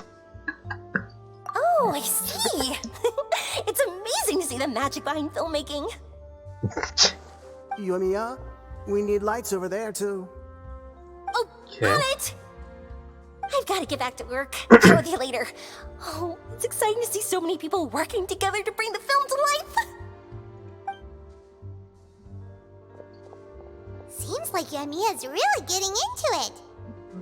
Yeah. But she was right. We do have a super close bond, don't we? Of course. Paimon's really happy to hear that. He's still sus though. Okay, prepare to start filming. Oh. Go that way. That way. So, this is a real musket? No, it's just a prop weapon. Yeah, I was gonna say, there's no way that's real. Not bad. Have you seen a real musket before? Only in books and newspapers. I made this one based on the relative shape and proportions I saw in reference images. That shit looks real, bro. When we're filming, some special gunpowder will be applied around the muzzle, which will help create the flash and smoke effects of a real gun being fired. Which means it'll be up to the actors to portray the recoil. That's right. The sound effects for gunshots will also be added in post-production. Thank you, Veronique. Okay. I think I know where to start now. However, the musket's gears and firing pin could still use some work. Adding some wear on the metallic components will make them appear more realistic. Okay. Also, be sure to rub the muskets with some oil each time before we start shooting. That'll give the impression that the firearms have been well maintained. Ooh, Good point. great insights. You seem to know a lot, Miss Chevres. I assume you use these types of firearms on a regular basis? Yes, I perform routine maintenance on my weapons every day. Just like we as people need to eat and sleep, muskets need to be cleaned and maintained. Ah, nice. I also perform Classic. similar care for my sword every day, and familiarize myself with its shape and weight, to the point where it feels like a natural extension of my body. What do you mean by that? Yes, this way, our weapons will never betray us in the heat of battle. Yes, well said. It seems we have the same philosophy on this topic. Oh, sounds like they found a common interest to talk about. Though these props differ from the muskets I use, I can still give you some pointers. Good. I look forward to your instruction. First and foremost, never point the weapon at anyone, regardless of whether it's a real or prop weapon or whether you're holding it or it's on the table. This holds for any time when you're not actively engaging an enemy. Okay, understood. When aiming the musket, extend your arm so that it's level with your shoulder, and use your eye to look down the weapon's sights. Like this? Oh gosh, she looks like a gangster. Not bad. Now, try saying your lines. This is the end of the road for you. Oh, Good. Now turn your body a little. That way, you'll give your enemy less of a target to work with. And relax your shoulders. Here, allow me to demonstrate. This is the end of the road for you. gosh. Huh. Oh, Excuse me, Miss Chiori. Director Farina, there's something I wish to discuss with you. Oh? What is it? Like this? oh. Yes, much better. Why she aiming like that? What do you think? I do see your point. But are you sure you wish to do this? I believe it would be most fitting. Well, if you insist. All right, I understand. I like how she's just drinking her coffee. Miss Ayaka, Miss Chevres, could the two of you please come over here? Huh? What's going on? Are we gonna start filming now? Let's Let's go see. What's going on? What is it? I have a question for you, Miss Chevres. Would you be willing to play the role of a musketeer? What? Oh, To clarify, I would like to turn over my role to Miss Chevres. But, brother... oh, Don't worry, Ayaka. I actually view this as a good thing. I was becoming troubled trying to set aside some time to speak to the staff at the Palais Mermonia. I would like to have some conversations about the cultural exchange between our two countries, and I've heard that the bureaucratic process here can get rather complicated. Now, I will be able to focus on my work. Besides, you also know that I'm not really one for public performances. makes sense. Are you really sure? From a director's point of view, I also felt like the relationship between the two musketeers in the original story could be improved. Oh, there you go. The older brother in the story plays the lead role with his overbearing character, but this causes his character to overshadow that of his sister, and the theme of the two supporting and relying on each other isn't conveyed very well. But if we were to change the siblings to two sisters of a similar age, then that aspect of the story might come through more clearly. Big brain. Also, I've seen you instructing Ayaka. That cold and dignified personality is exactly what we need for the older musketeer. Of course, even with all these insights, the decision should still be made by Miss Chevres. Chevres. She doubting herself. Chevres mentioned that she really likes the story, right? Paimon bets that she'll take the role. But she will still have to prioritize her work. But we still don't know if she's a big fan of act. All right, I'll take the role. Oh, never mind. Good. That was fast. It's decided then. I'll get started on making edits to the script. Okay. We'll also need to make some immediate adjustments to the lighting, props, and costumes. I have a feeling that our adaptation will be even better than the original story. I don't know about You're that. doing a great favor for me, Miss Chevres. You have my gratitude. Don't mention it. I like this character, so if anything, I should be the one thanking you. Well, since my brother is the one who brought up the idea, I suppose there's no need to worry. Let's go, Miss Chevres. I look forward to working with you. Please, just call me Chevres.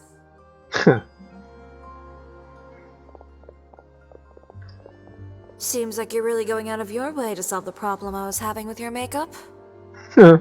Surely you jest, Chiori.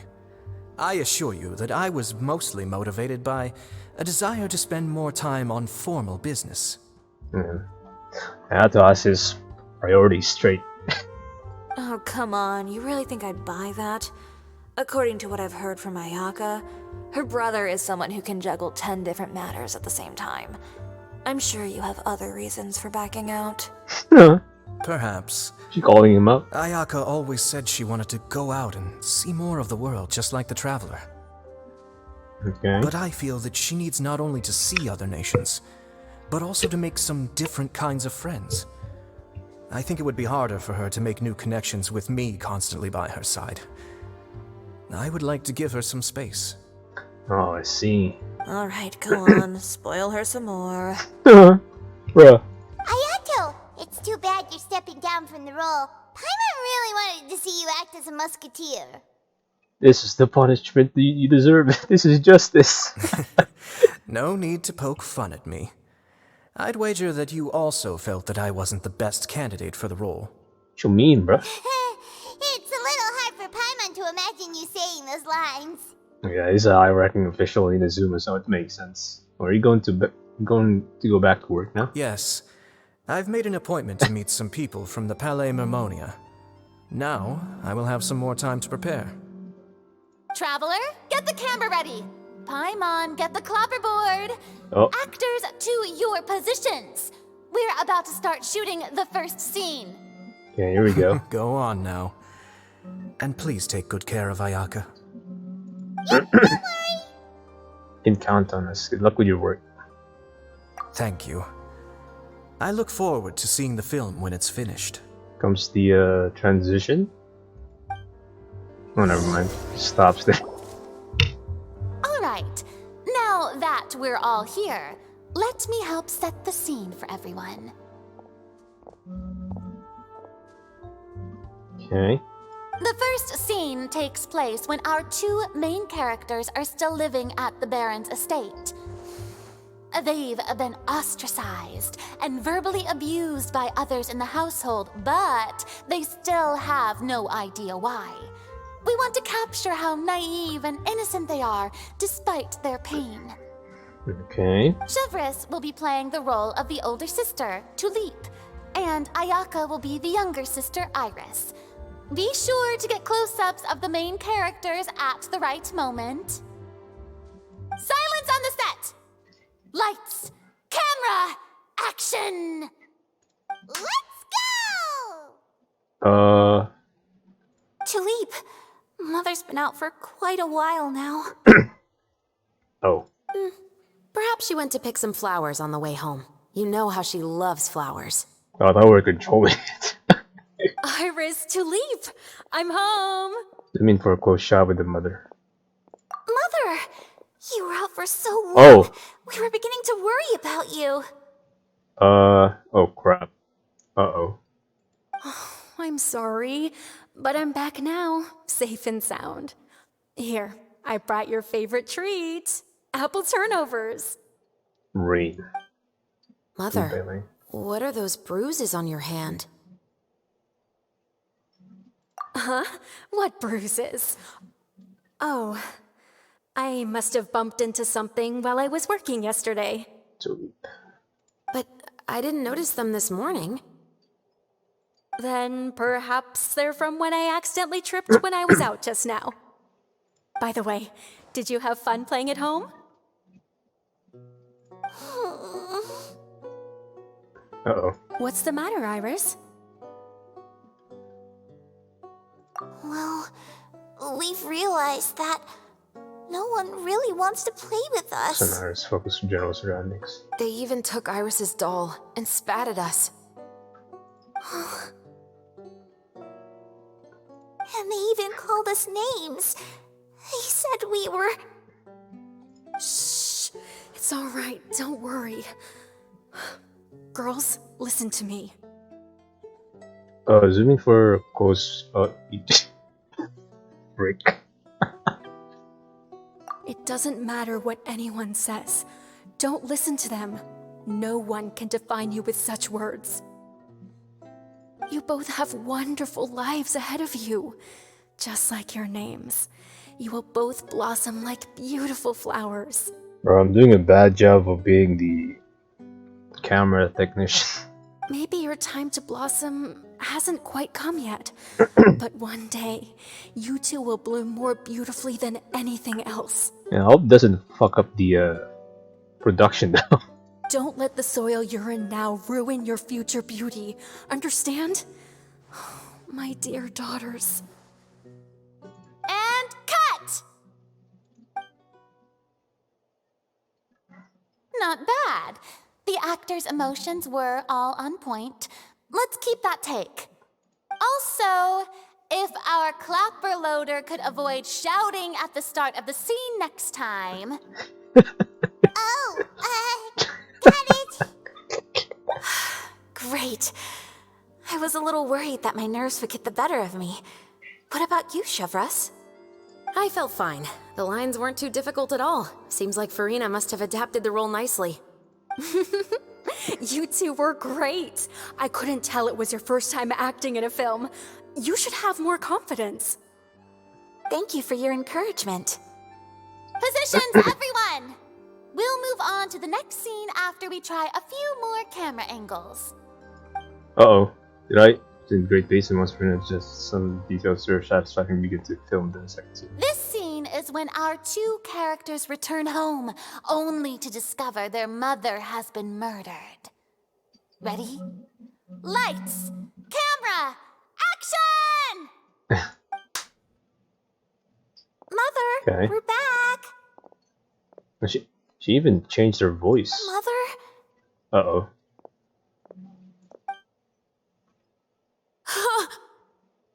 What's wrong, Tulip? Iris, stay away! Huh? Oh no. Why? What's... Oh gosh. Mother... She's...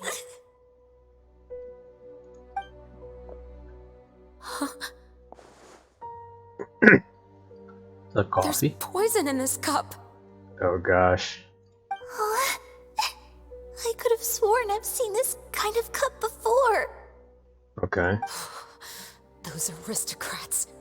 They didn't even try to cover up their actions. Oh, Ayaka's crying. Yeah, that's a damn good acting. On top of a good voice acting. Sheesh. Iris, we need to leave this place. Leave? But now that Mother is gone, where can we even go? Anywhere. All I know is that we can't stay in this house. But are we just going to let them get away with this? We'll have our revenge, I promise you. Just not right now.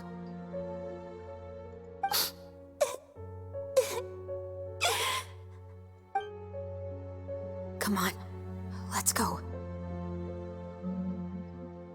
No, wait. We can't just leave Mother here like this. At least let me leave this rose with her. That's why we went out in the first place. To buy her this flower. All right. Goodbye, Mother. We'll avenge you. Someday.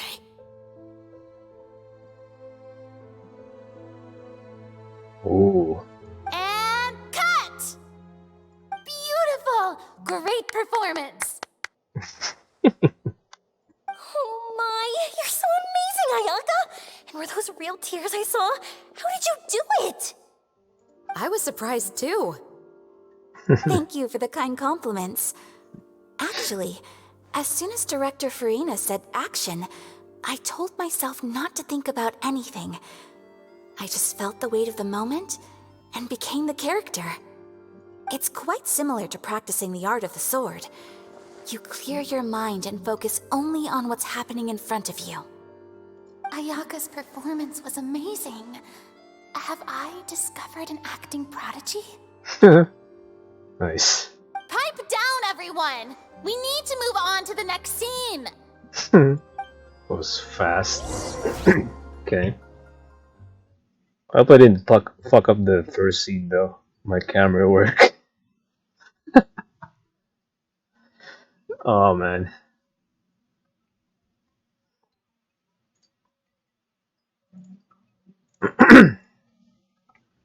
Alright, here we go.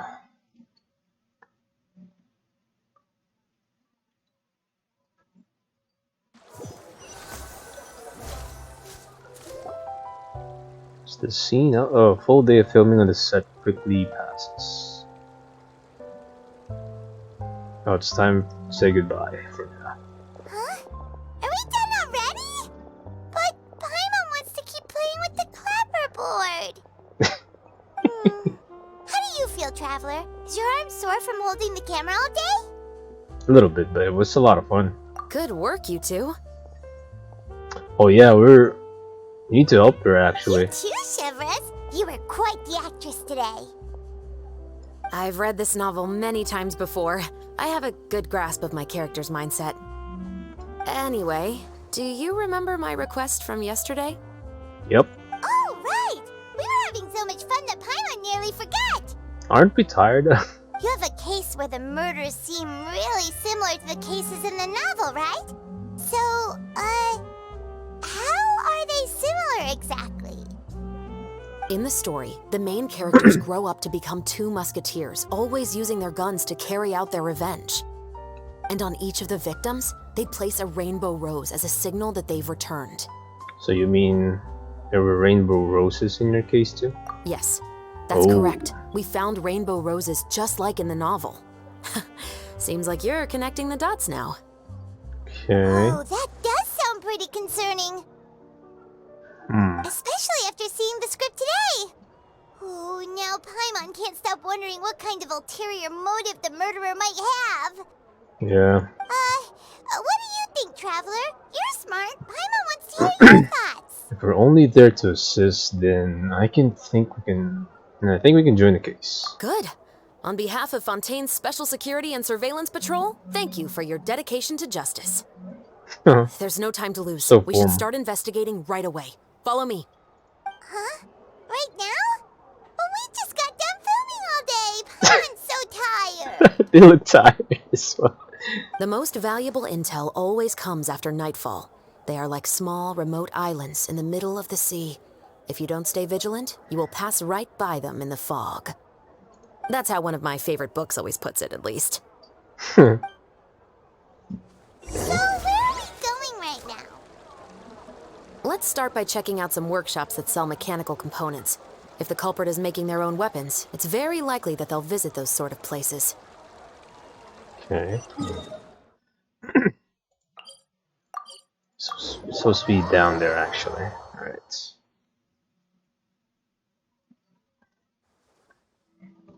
Alright. Oh, what the? Yo. Oh, it's the Farina Award. Okay.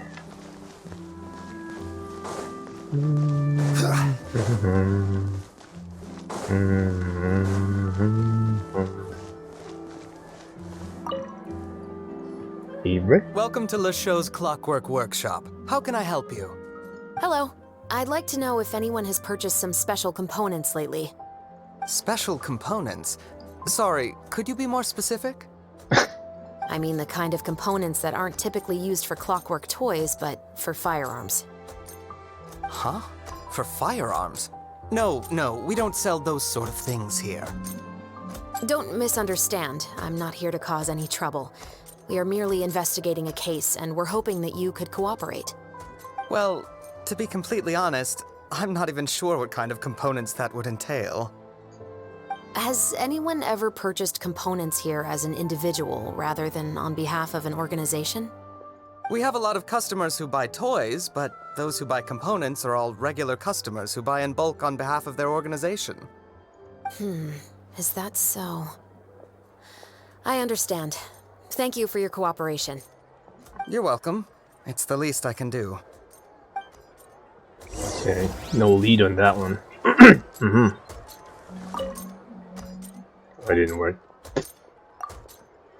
I was gonna say something. Okay. Seems to be... Oh. Okay. I know it's close, but... Oh, it's down there. Ah, crap. Oh, it's Estelle? Oh, yeah. Alright, so... Oh, we go. hey, Chevris. Run out of oil for your musket again? Hello, Estelle. I want to know if anyone has come to your shop recently to order some firearm components. Oh, is this another case?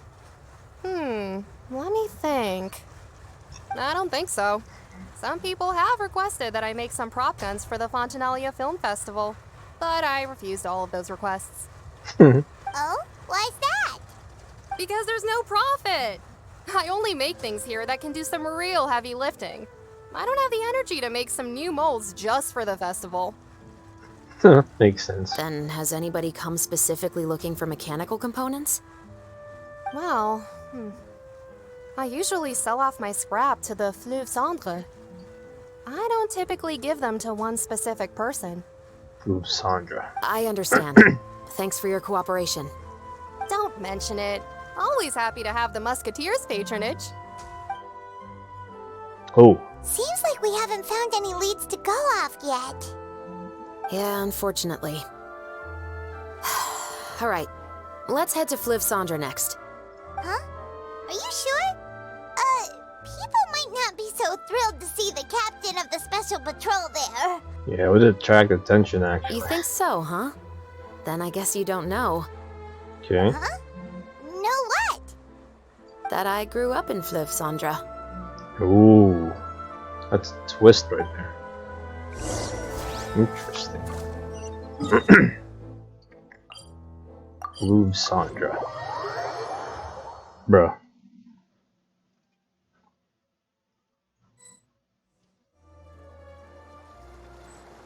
Okay. Need to talk to 3 people. Just go with that. Let's go to this one first. Doo-doo, doo-doo. I want 3 people, but places to investigate. Okay, observe. What's all this? Some broken planks and barrels, as well as some liquor bottles? Oh, it's like a shooting range, huh? Yes, but have a closer look, Paimon. Oh, Hmm? shooting range. Even though somebody has purposefully tried to clean them up, these are obviously marks from musket bullets. How do people not hear the gunshot? In other words, Uh-huh. someone was here trying to improve their shot. They were using the barrels and bottles for target practice. Yep. Knew Could it. it have been the killer? Possibly. Your guess is as good as mine. Although many people at Fliv Sandra own guns, few hide the fact from others. And even fewer would go to such lengths to hide markings from practice shots. Yeah, that's suspicious. Anyway, let's go. There might be more to this. Okay. Dun, dun, dun, dun, dun, dun, dun, dun, dun. Not there. Okay. Emerald? Hello, I'd like to ask some questions. I don't know anything. Wow, shut down Don't immediately. worry, I'm not here to arrest anybody. You say that now. It's the truth. Here, take this as my guarantee. Wait, did Paimon just see what she thinks she saw? Is the captain of the special patrol bribing a citizen? That was loud, Baba. Shh. Keep your lips sealed and no one will ever know. Besides, it's called buying info. Seems you're different from the other guards. What do you want to know?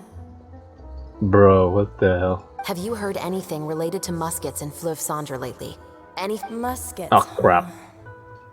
All I know is that about 2 weeks ago, we started hearing some loud noises at night. So loud that it's been waking me up. Crap, I didn't mean to skip that. It was an accident. Were they gunshots? I saw a guy up there. Possibly. Yeah, that It's guy. hard to tell around here. He looks suspicious. Someone's house collapsing, a pipe exploding somewhere. It's all the same. But the noises I'm talking about definitely happened after I fell asleep. Do you know where the noises were coming from? I don't remember clearly. Is it that you don't remember, or that you need to think about it some more? I feel like she needs more bribe. You tell me. I knew Then it. please, think about it some more. The fuck? She's giving her even more. Oh my goodness. I didn't say anything. Maybe she's just giving out some pate food. The noises came from the end of the Southern Waterway. I came out and had a look for myself when I wasn't sleeping well, but I didn't dare get too close. Yeah, went there. That's all I know. Bro. You just wasted money. Alright, I'll take your word for it. Thanks for the pâte de fruits. Oh, fat de free, okay.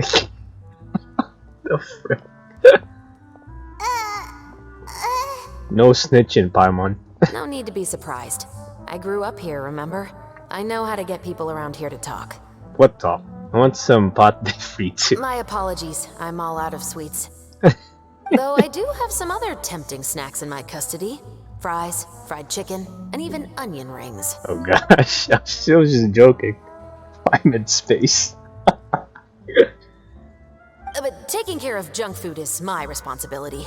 You're better off sticking to your normal, nutritious diet. No. Oh wait, that's her idol animation. No. Now then, let's keep going. Oh man, Miyo's really outdoing themselves all the time. Whenever a new story comes. Okay. Okay. Tetra.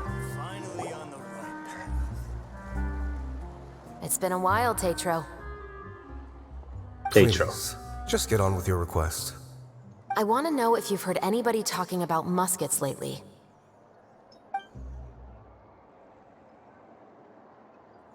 Information isn't free, you know. I've heard that bandits have been extremely active in the countryside recently, and they've been affecting the delivery of goods to Poisson. I can allocate some more manpower to help out with that problem. What do you say? Oh. You're still as helpful as ever. One of our men got drunk at dinner about a month ago and lost his gun. 3 days later, it turned up in the corner here. Oh. What's weird about that? He just forgot where he put it, right? This is Fleuve Cendre, my friend. Anything of value left in the tavern won't ever make it to the next day. But that gun turned out to be an exception. It didn't get any new wear and tear on it, and didn't even appear to have been fired. We were quite mystified as to what could have happened. Okay. I suspect it came back because the weapon was already known to the guards. You mean, a criminal was afraid the Marechaussee Phantom would use the shot marks to track them down? Maybe. But if that's the case, the culprit really took great care to avoid getting caught. Yeah. I didn't say anything about a criminal. Oh. In Fleuve Cendre, knowing who was killed is as easy as knowing what clothes you're wearing today. Got you on that one. It's the guy living in the east side, isn't it? I've never liked him. Every time he's here, he just orders a drink and sits there with a nasty look in his eyes. So, who was the one who lost the gun in the first place? Don't bother. Even if you ask, he wouldn't admit to owning a gun to some strangers. Not to mention the captain of the Special Security and Surveillance Patrol. Yep. He's right. I know you grew up here, Chevres. Even though you're on good terms with the Spina, you've still been gone too long. Not many people know you here now, and a lot of people don't like the Special Patrol. Ay, ay, ay. I know. So take my advice and don't show your face too much around here. It's for your own safety. Harsh, bro. I'll come and go as I please, and I'm afraid I'll be appearing more often due to my work. All right. Don't say I didn't warn you. Seems like that's all we'll be able to uncover for today. They see he gives you a warning, so. Paimon feels like we managed to learn a lot more here than up on the surface. Yeah. Yes. Assuming that everything we found is indeed connected to our suspect, then their timeline was probably something like this. A month ago, our suspect found a gun and took it home to disassemble it. Once he'd figured out its mechanics, he brought it back. In the following weeks, he used some parts to create his own makeshift musket and took it to the Fleuve Cendre for target practice. Then, a few days ago, he found his target and carried out the murder. Once the deed was done, he left a rainbow rose on the body, just like the scene in the novel. How convenient. That all makes sense to Paimon, but we're still no closer to figuring out the killer's identity. But the guy who The died. deceased was a resident of Fleuve Cendre. It's said that he was a poor, solitary man. But if we're following the novel, shouldn't the guy have been a nobleman? Yeah, that's also something I'm trying to figure out. If we are indeed following the novel, and there's a story behind the murder, then this murder should be an act of vengeance. But according to our investigation, the deceased didn't have any enemies. So it's just like a similarities then. He was no saint, but no one's heard of a rival who hated him enough to shoot him dead. Much less care to leave a rose on his body. Yeah, that's What weird. message is the killer trying to convey? And to whom exactly? Could they be the novelist? We've thoroughly investigated that possibility. He claims to have spent the whole day at the Opera House on the day of the murder, and the staff there have confirmed his account. Okay, so he has an alibi.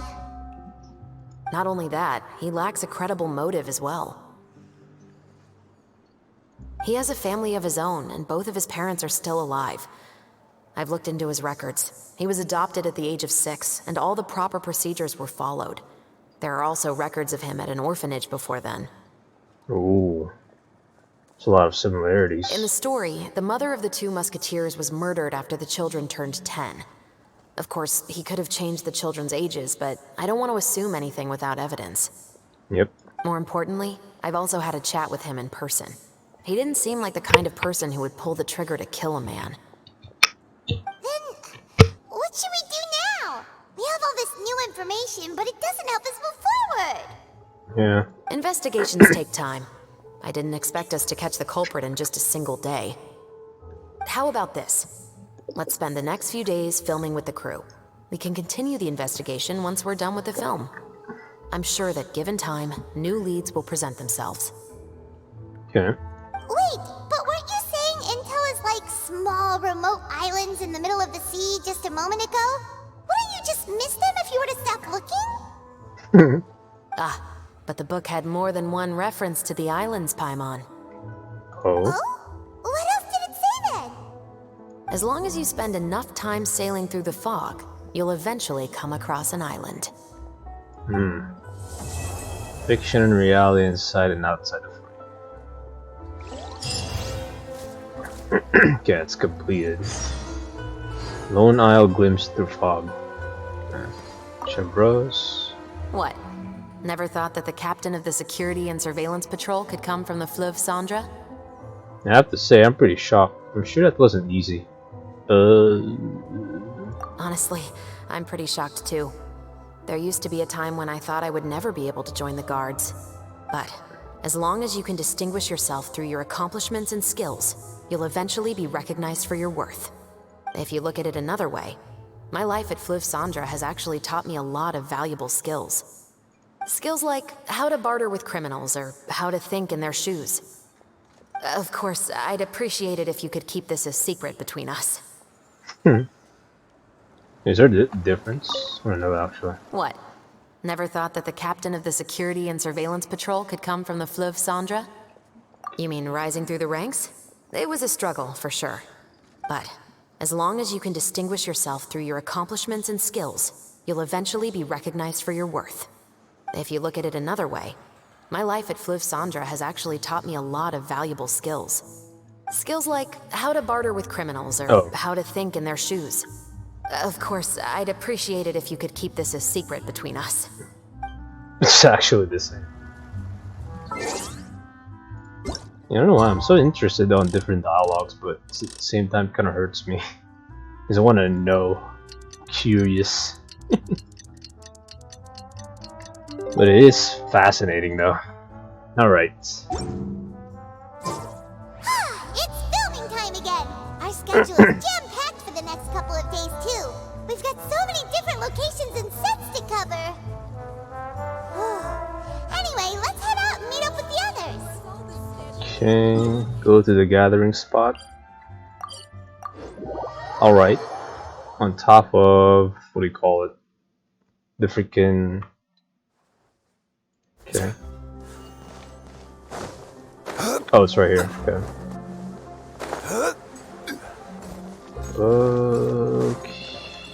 Okay. Oh, hello. Oh. What the hell is going on? Okay. Not sure what that was, but... Okay, the gang is here. The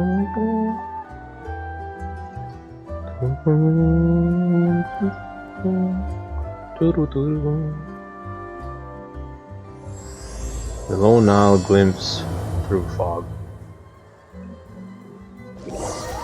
Both the filming and the criminal investigation progress at a steady pace over the next few days. Okay.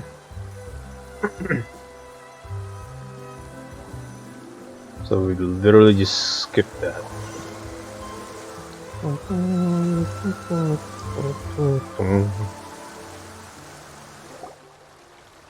work, everyone! We're looking to wrap with our two main ladies today. I can already smell our success. What do you mean, looking to wrap? It means completing the filming of all of their scenes. It means finalizing everything we've recorded for them so far. Oh, aren't you the expert now? This upcoming scene is the two musketeers' final confrontation with the Baron. There will be quite a bit of action, but no choreography beyond what we've already rehearsed. Anyway, get ready. Lights, camera, action! The view is beautiful tonight. It reminds me of that fateful night 10 years ago. And now that I've said it, I can even make out the faint fragrance of herbal tea in the air. Enough, villain! It's time that you pay for the death of our mother! My dear Iris, have you forgotten your manners? How can you speak like this to your own father? I'd sooner swallow all of my teeth than call you father. What did I expect? Seems the daughters have turned out to be just as obstinate as their foolish mother. In this world, mora and status is everything. She thought she could blackmail me using her children and force me to grant her recognition and concessions? Ah, how naive can a woman be? Mother never asked a single thing of you. All she wished was for us to live a peaceful life, just like the others. It was you who personally brewed the poison of prejudice and sent Mother to her death. Compared to that deadly poison, the 2 bullets that will soon pierce through your heart will be like sweet mercy. Oh. And that's exactly why I said you're just as naive as her. Did you really think 2 muskets would be enough to defeat me? So let's see. What is stronger? Mora and power, or the 2 muskets in your hands? We're getting a scene? Get them! Uh-oh, uh-oh, Tulip! There are too many of them! We'll be okay. We'll cover each other, Iris. And Mother will be watching over us, too. Wait, what's, this is... Ow, ow. Right. Hands where I can see them. Holy moly, that's a lot of damage. Take flight. We're actually fighting them. Stop right there. Ooh.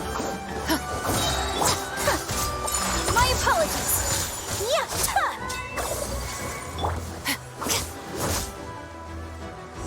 Oh, there you go.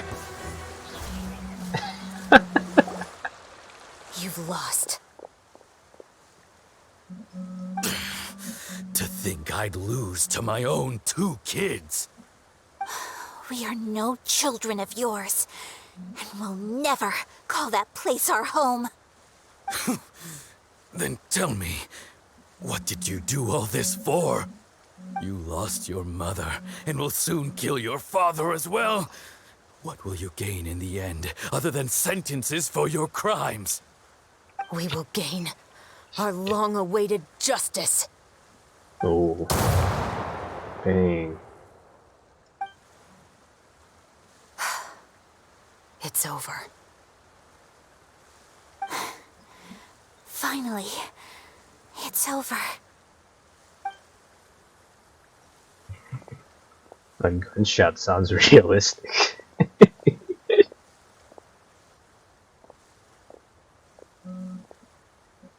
So, where will you go now, Tulip? I'm not too sure, Iris. Maybe somewhere with lots of flowers?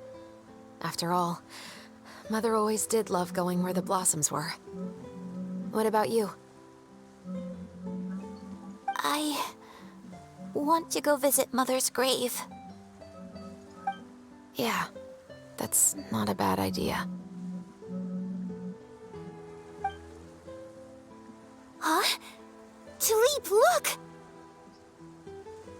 What is it? It's Mother's favorite. The rainbow rose. Look, it's blooming again. Oh, is that it? Excellent! That was beyond mesmerizing. Even I didn't expect this scene to go so well. And we got it in a single take. I got the dude just stood up. Alright, everyone. We've got a wrap for Tulip and Iris. Congratulations, Ayaka and Chevres! Amazing performance. Good job. You already wrapped your roles. Thank you. I didn't expect our parts to wrap so quickly. I wish I could savor the experience for just a bit longer. Paimon totally understands. Paimon's not ready to say goodbye to the clapperboard either. Filming has really been a lot of fun. You were great too, Chevres. The way you said, long-awaited justice. It gave Paimon chills. Clapperboard. That is indeed my favorite line in the whole book. I still remember trying to act it out in my room the first few times I read it. Whoa, Paimon would have never guessed you're that type. Who doesn't like stories where the guilty are punished and justice prevails over evil? Don't forget, I'm the captain of the Special Security and Surveillance Patrol. Makes sense, Captain, yeah. I have something urgent to report. Uh-oh. Please excuse me, everyone. I'll be back in just a moment. It's okay, don't worry about us. It's gotta be that investigation.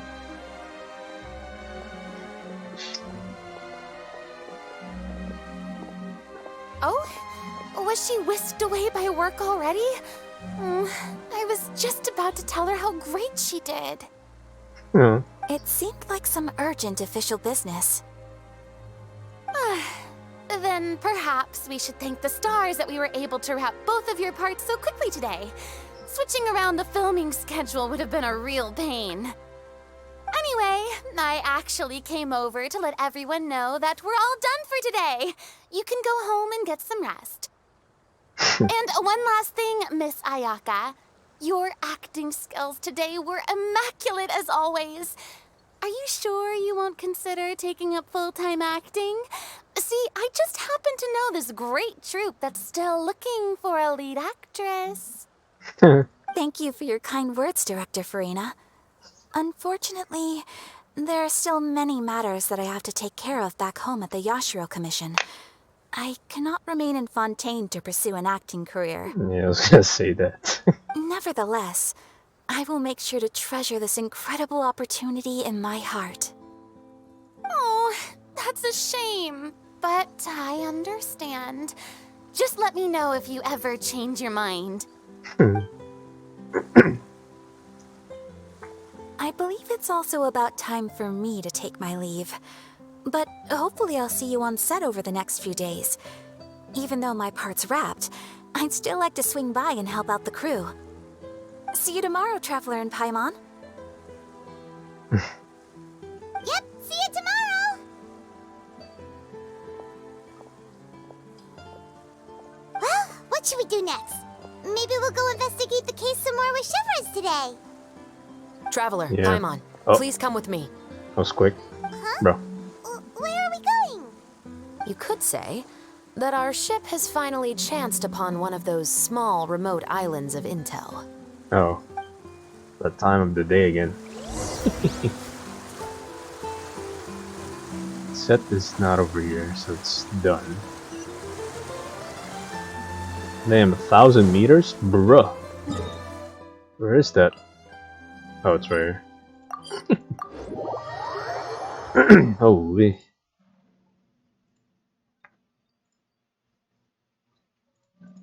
Okay.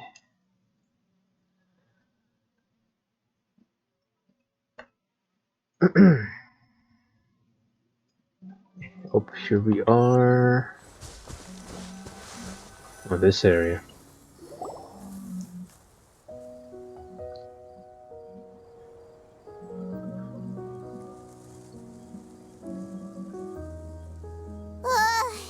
Paimon's exhausted.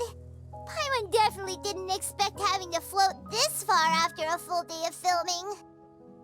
So, Chevres, why did you take us here? Did you find a new clue? Affirmative. It wasn't anything conclusive, but it should show us a clear way forward. Okay. Have you ever heard of someone by the name of Emily? I think so. Oh, you mean that famous perfumer? She's a good friend of mine. She's lent me her aid several times in the past to resolve some difficult cases. After I discovered the rainbow rose at the scene of the murder, I sent it to her. After all, she's probably the foremost expert on flowers and scents in all of Fontaine. Okay. And then? There was nothing remarkable about the flower or the trace amounts of soil left on it. But according to Emily, the rainbow rose left by the killer was derived from a very rare cultivar. Huh. Paimon didn't know that there were different varieties of rainbow rose. Paimon just thought they grew everywhere in the wild. Flowers that are deliberately cultivated will always show some different features from those that bloom in the wild.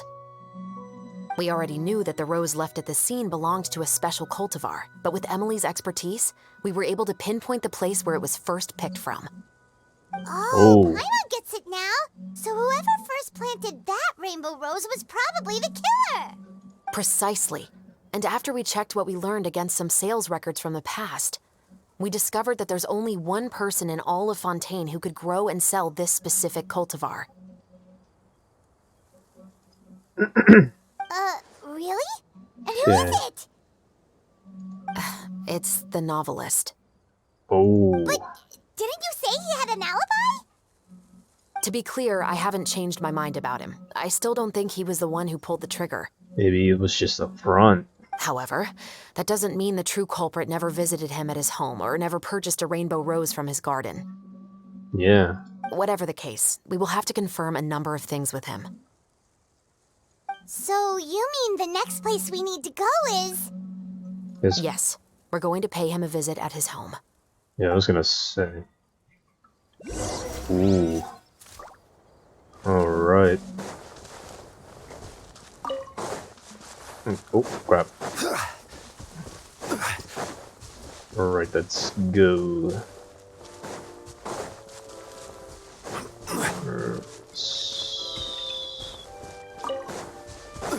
What's up here? That should be his house. There's a lot of mecha around. There are so many Gardamex stationed around the place.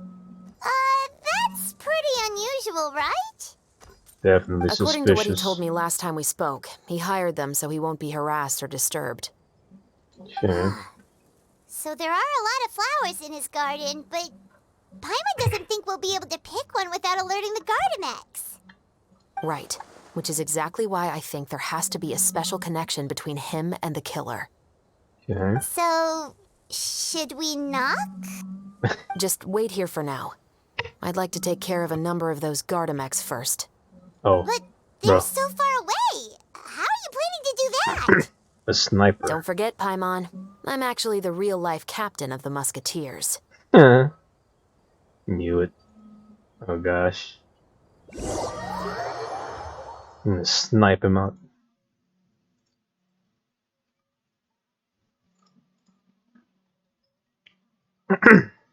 Alright, here we go.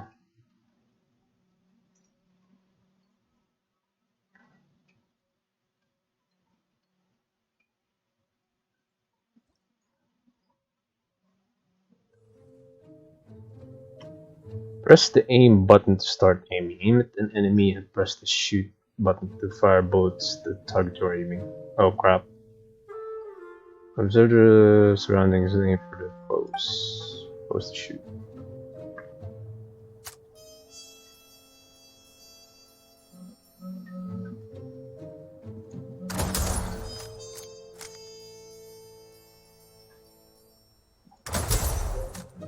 Isn't that suspicious though?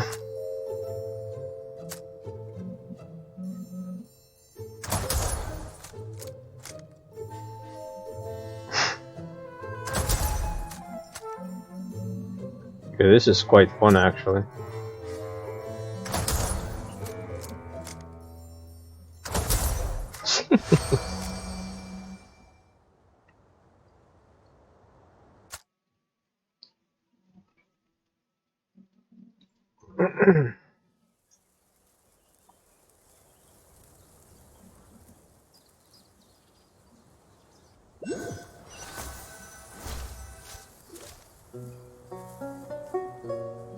All clear.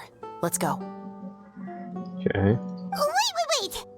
Paimon's a little nervous now that we know he could be the killer. Can we go over our plan of action again? I'll go knock on the door and make sure it's safe inside. Once we're sure that we're in the clear, I'll ask him to come with us for a quick round of questioning at the guard's headquarters. Okay. But can't we just arrest him? We still have no evidence that he's the killer, or that he lent the killer any direct aid. Still, it would be appreciated if you could pick a rainbow rose from his garden for me while I'm talking to him. It'll help the Marachose Phantom confirm Emily's theory. Sure, no problem. Just be careful, Chevros. Alright, so go to the writers.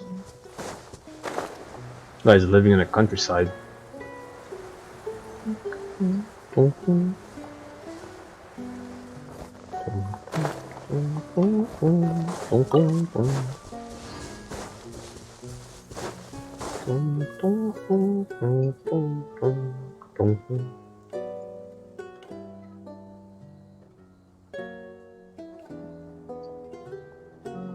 Excuse me, Mr. Baptiste, are you home? Who could it be at this hour? Oh, it's you, Officer Chevros. Would you mind accompanying me to the guard's headquarters, Mr. Baptiste? We would like to ask you some questions about a case. Oh, is it still regarding the murder case from before? I cannot confirm or deny that at this time. So it is then. Listen, I need you to come with me, Mr. Baptiste. Miss Chevros, I'll save you the trouble. Oh, and you two over there? There's no need for you to pick my flowers either. It's not time for them to bloom yet. Oh! Okay. By saving me the trouble, you mean... I will confess. I was the killer. Huh? Uh-oh. He just admitted he's guilty! Please relax, everyone. I'm not armed. The musket you're looking for has been buried in my backyard. Then it's my responsibility to inform you, Mr. Baptiste, that everything you say right now will be used as evidence for the inevitable trial. Should have invoked the fifth. Yes, I am perfectly aware of that. I must say, I hate this feeling. Oh? Is it because I confessed? Or because you've been proven wrong? Both, I suppose. That guy in Flip Sandra. Why'd you kill him? For the same reason as the one I wrote out in my novel, of course. I did it to exact revenge. Revenge. I know you haven't figured out the link between the two of us. Had you done so, I'd have been taken away to the headquarters a long time ago. But that won't stop me from always remembering his grotesque face. After all, he was the one who killed my mother. Oh. Your mother is still healthy and well. You know, I was adopted as a child. I was referring to my birth mother. That was never recorded in the orphanage's records. Please forgive a 6-year-old child for concocting some lies to protect himself after watching his mother die right in front of him. So, your novel, it was like a record of your life? No, of course not. It was a work of fiction with many embellished parts. Bro. But I am indeed the illegitimate son of a wealthy and influential man who abused his power to murder my mother.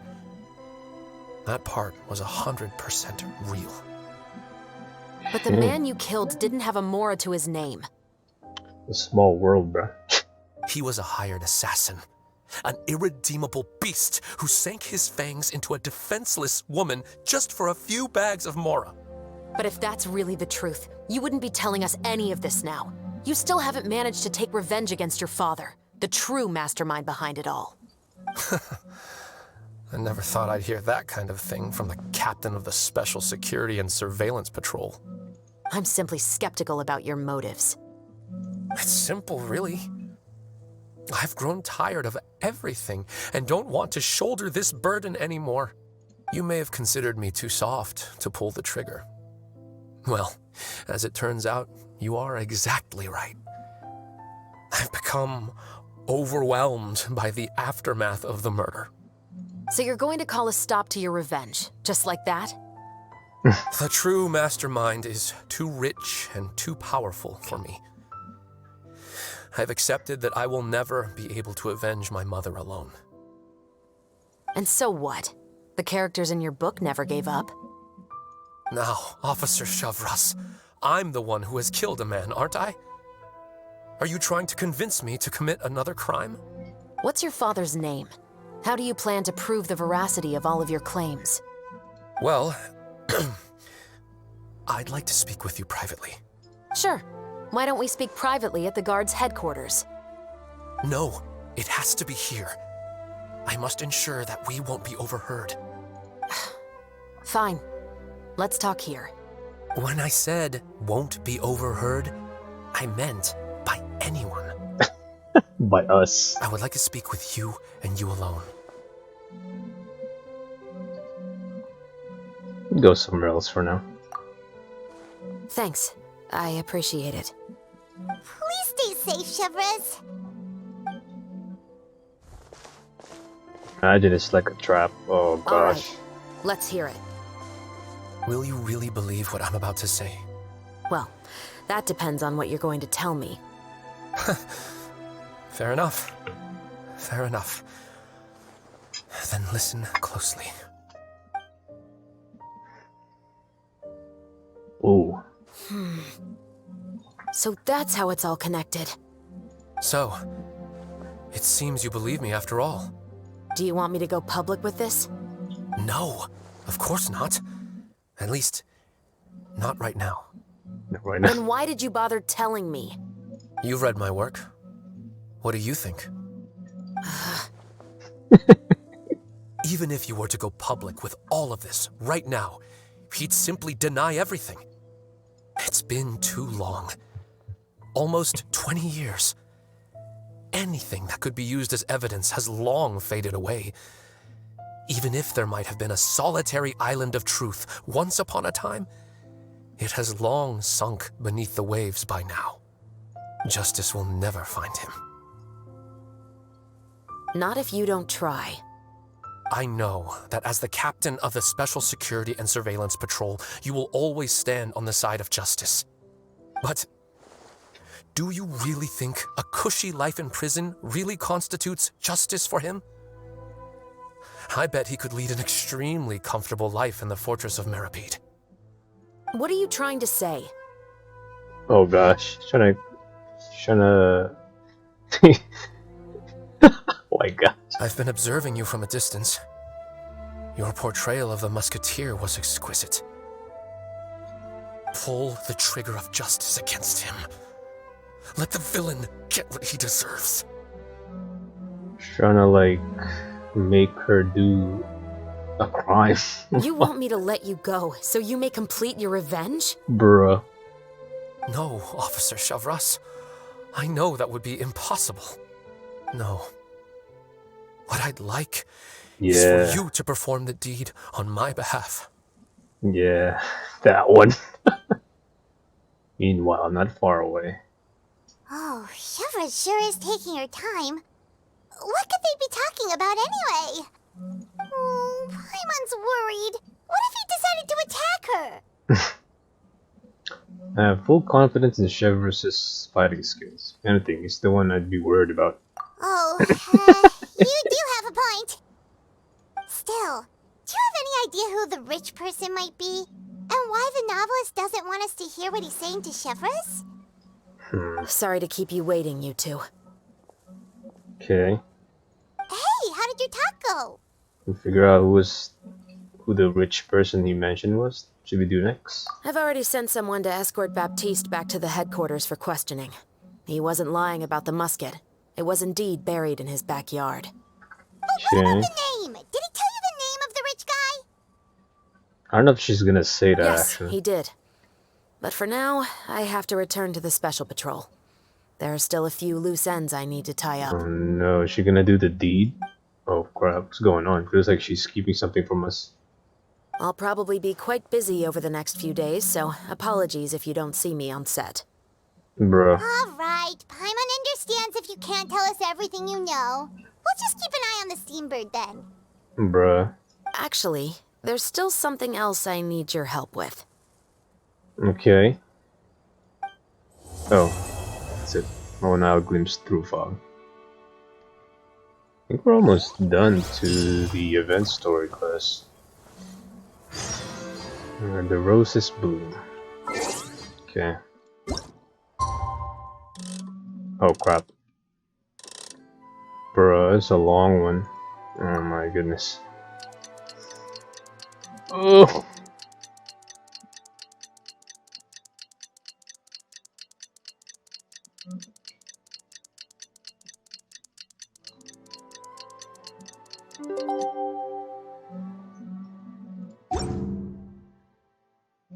Okay. We haven't seen Chevra since that night at Baptiste's place. Well, guess there's no point in worrying about it now. Let's go join up with the others. Yep. Still got a job to do.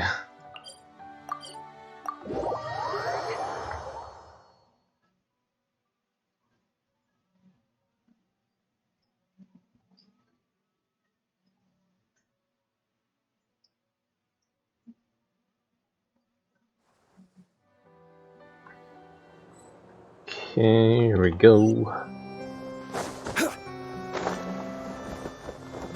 Go to the gathering spot.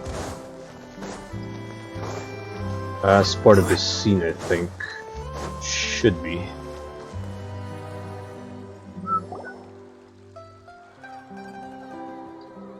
Good morning! Hayaka and I were just talking about you. Oh. Is Chevra still not joining us today? Probably not. We haven't seen her either. Yeah. Huh? That's such a pity. Director Farina said that we've only got a few small scenes left before wrapping up the entire thing. She even said that she'll get me into a couple scenes, so everyone will have a chance to shine in front of the camera. We were also planning on having a victory feast once we're all finished filming. You can join us, right? Of course. If only Chevros was here. I still haven't taken a photo with her. I'm afraid that can't be helped. Those special patrol folks are like phantoms when they've got a case on their hands. But to be honest, I'm even more concerned by what I read in the Steambird earlier this morning. It said that the killer in the murder case was none other than the author of the Two Musketeers. Oh, it's been publicized then. Yeah, I heard about that too. He came forward and confessed his crimes, but gave no explanation as to why he pulled the trigger. We didn't know about this case at all when we joined the film. Is it going to affect the reception of our work? From a pure publicity standpoint, this will draw a lot more attention to our film. I have to say, though, that no director can be perfectly comfortable with garnering attention through means other than artistic skill. Warriors arrived. To be fair, I feel like that ship sailed the moment you allowed yourself to be named as the director on our posters. It's not my fault that I'm super popular. What was that saying again? My popularity has, sunk to an all-time low? spread to the four corners of Tibet. Oh. The roses bloom.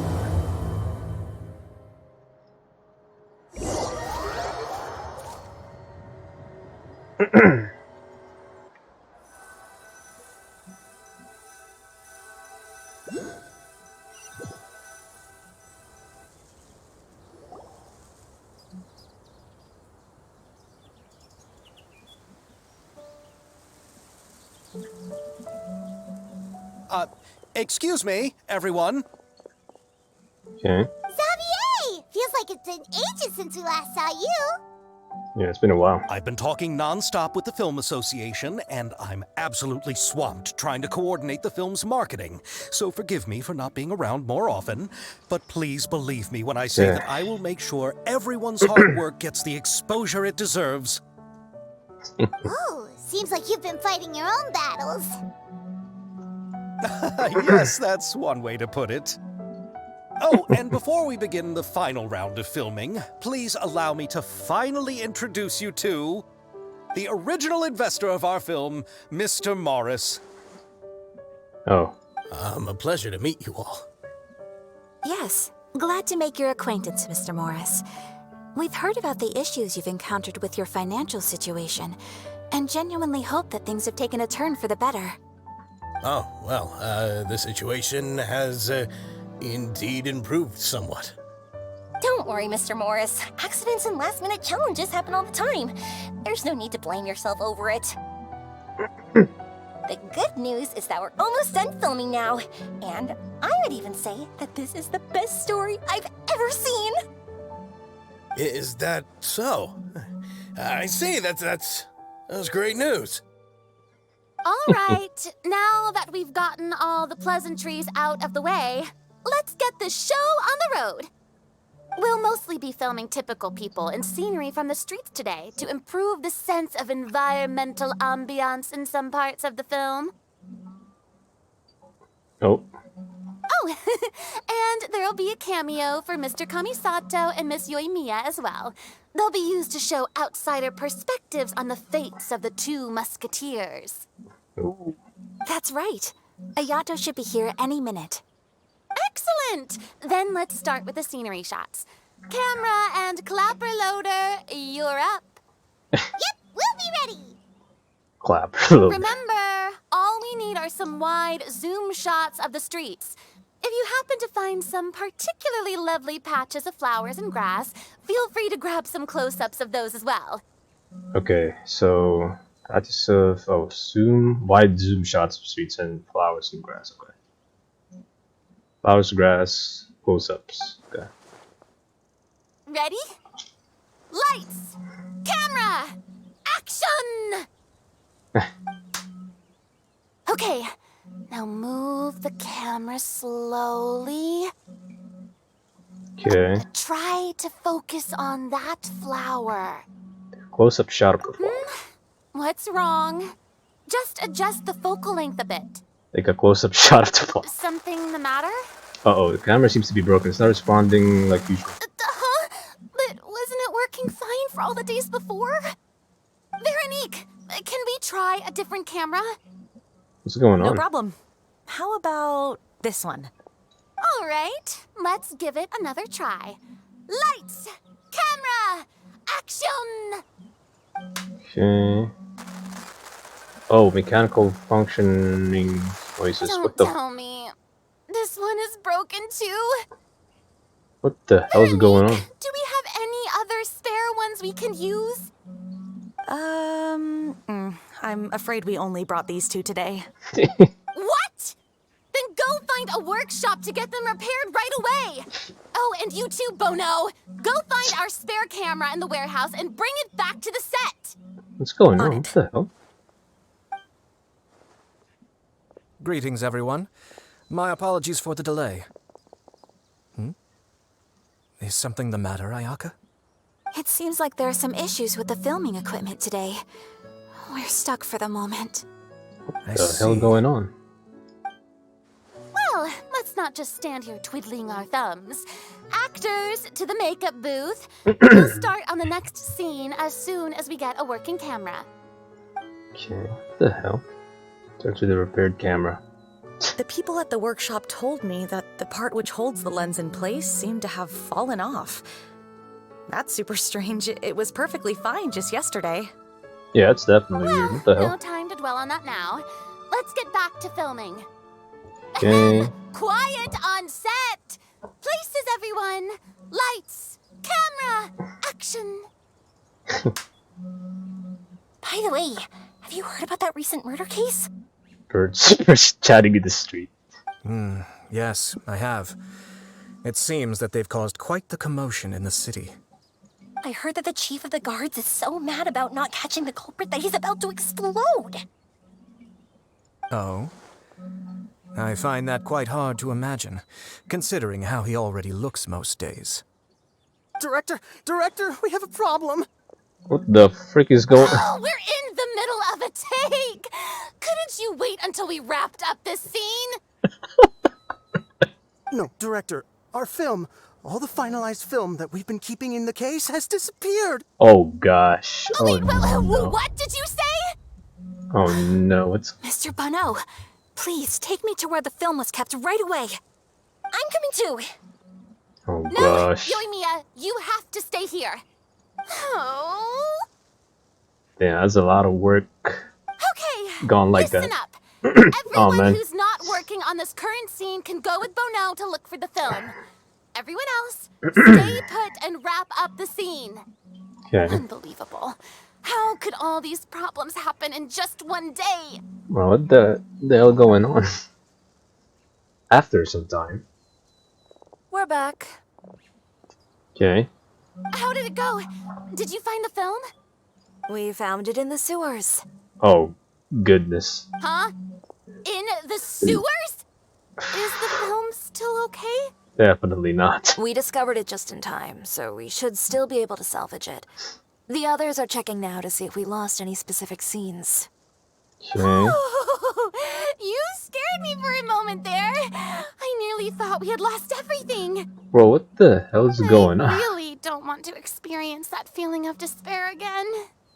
For furry. Okay, but who could have stolen the film and dumped it there? Yeah, big question. Could it be some competitors working on other films?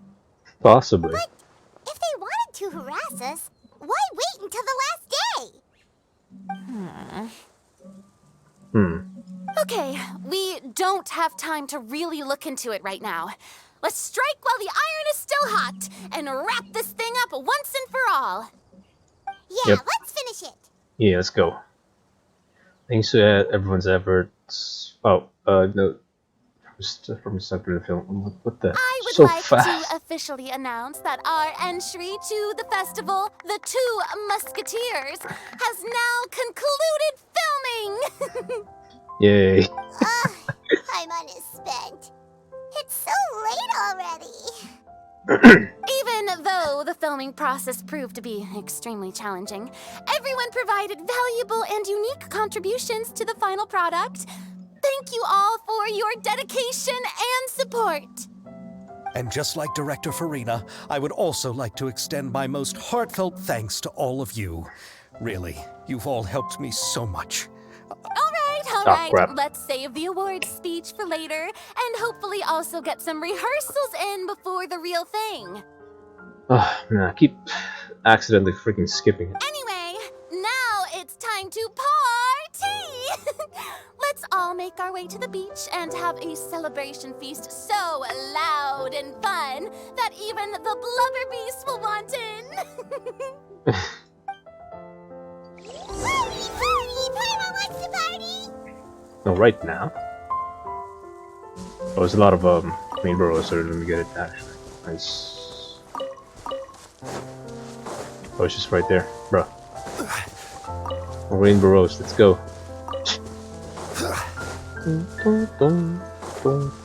Whoa, this place is hopping. Everyone's finally getting to relax after wrapping up the film.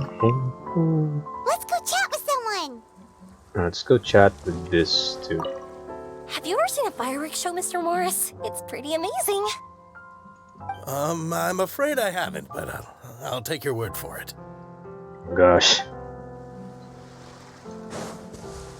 So yours seems to be here. What about this people? Okay. I was thinking, if this film turns out to be a success, could I ask the two of you to stay and be a part of my crew? Of course, I'll definitely increase the pay for next time. I'd be more than happy to, Mr. Xavier. Thank you for the offer, Mr. Xavier. But I've made some plans to go on a journey to the other nations once the festival is over. Aw. Is that so? Well, then in that case, bon voyage, Miss Veronique. Please feel free to get in touch once you've returned to Fontaine. Bon voyage. Bacioli. Oh, this is turning out to be quite the party. Okay. What about the siblings? Hey, Ayato! How's your work been going? Everything went rather smoothly. Thank you for your concern. Ayato told me that we've already confirmed the dates for some Inazuma Fontaine cultural exchange events. Oh, future events. Let's go. So the next time we visit, we'll be doing so in our capacities as the representatives of the Yashiro Commission. Oh, that's great! Then maybe Paimon will be able to find Fontaine detective novels in Inazuma from now on! Oh, wait. Wouldn't Yaimiko get upset if that happens? That would be stealing some of her business. As long as the novels are sufficiently interesting. I don't think she'll mind. You've got a point. She's always complaining that light novels have become bland and too predictable after all. The cultural exchange won't only feature literatures of both nations, of course. We have also made plans for cross-cultural engagements in the fields of gourmet cuisine, toy making, and artisan craftsmanship. Whoa! Paimon's getting super excited now! When the time comes, be sure to visit and participate in all the events. Okay. I think that's that, maybe? Are there more? Oh, there are I more. wish we could have spent some more time here. Don't worry. It won't be long before we're back again. Let's talk to Rena. Yeah. Oh, there's a lot of desserts there. Oh, my darling clapper loader and camera operator. You've both worked really hard. Clapper. Paimon thinks you worked even harder than us. Honestly, Paimon was getting a little tired of playing with the clapperboard by the end of it. Worst of all, Paimon started having dreams of you shouting, "Lights, camera, action!" into Paimon's ears. The actual dream can't even start until you've yelled that. Hey, if anything, shouldn't I be more grand and delightful in your dreams? We've been through so much together, and that's how your brain remembers me? Oh. That's not Paimon's fault. We've just used the clapperboard too much lately. Anyway, what's most important is that we've wrapped the film. I'm pretty confident that we'll take first prize. You mean the Farina Award? Hey, no need to mention the official name. Why not? Wait, now that you mention it, if we did win the prize, would Farina just get a statue of herself? Yeah, that is true, actually. Come on, I don't need that kind of attention. Xavier can accept the reward on our behalf.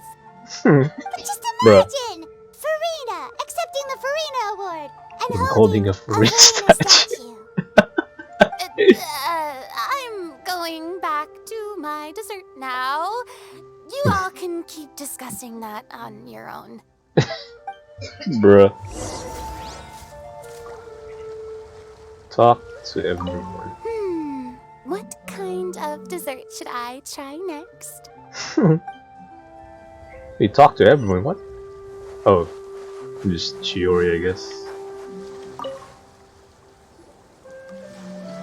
I did talk to her though, what the hell? Chiori! Hey, you two. Are you not really into these kinds of big social occasions? Not particularly. But this is still better than Fontaine Fashion Week. Fashion Week. But if this film becomes a big hit, people will definitely come flocking to your shop. Yes, that's highly likely. As long as the film can premiere as planned. Gotta get Are the you hype. still worried about the case? That and all the obstacles we had to face today.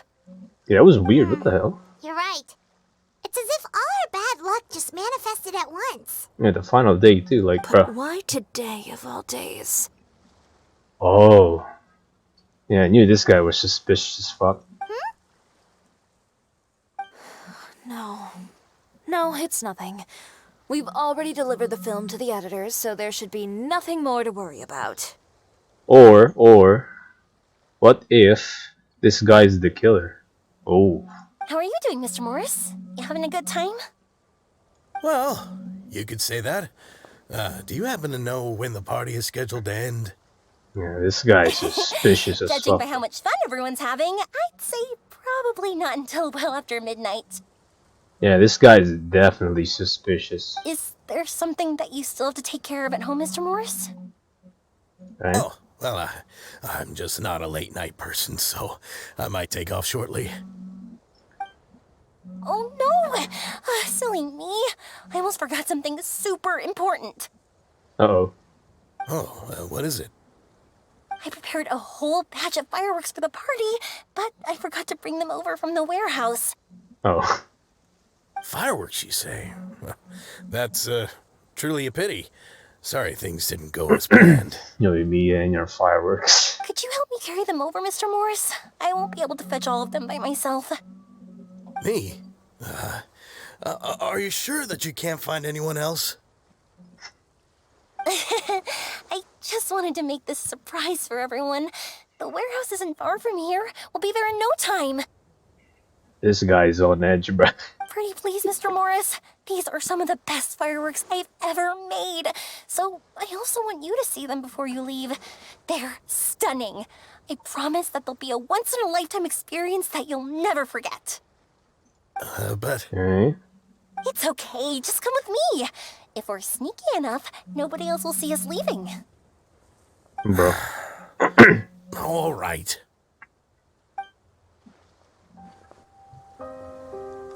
The warehouse is right over here. I moved the fireworks there in advance, so it shouldn't be too much work bringing them back.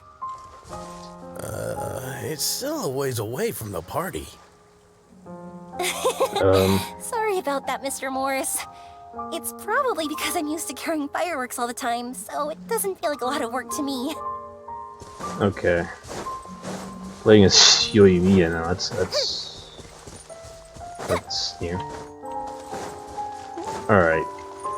Fireworks enter the warehouse.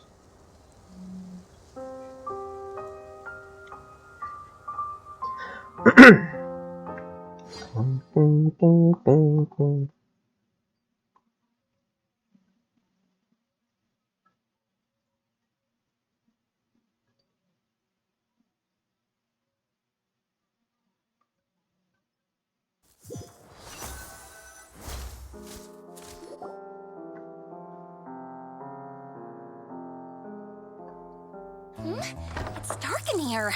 Oh, right it's here, a Mr. scene. Morris. I think the light switch should be somewhere over here.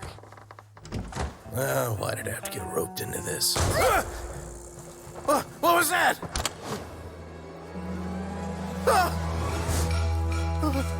Oh gosh.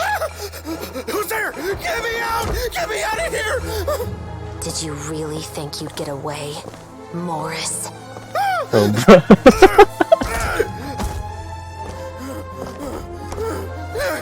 You've got the wrong guy. It wasn't me. I'm not the killer. You know, Eliza died a far more heroic death than this. She fought your assassin to the end to save the children she had hidden beneath the floorboards. Oh, I see what's going on. Trying to reenact the scene. That is Eliza's pendant. The one with a photo of you two inside. The one you gave her. Ring any bells? It's a fake! It has to be! There's no way! No way your assassin didn't destroy it, you mean?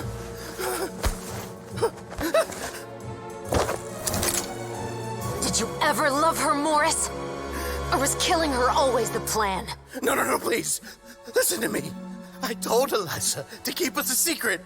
I paid her plenty for her silence. I never thought she'd keep the child. Everything was gonna come out, and I had no choice. She'd force my hand. No! I'm begging you. I have money. Just name your price, please. You can keep your Mora, and you can go to hell.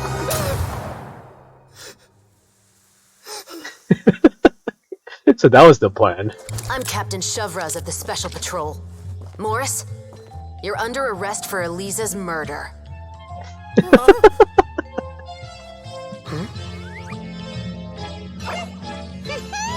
Nice.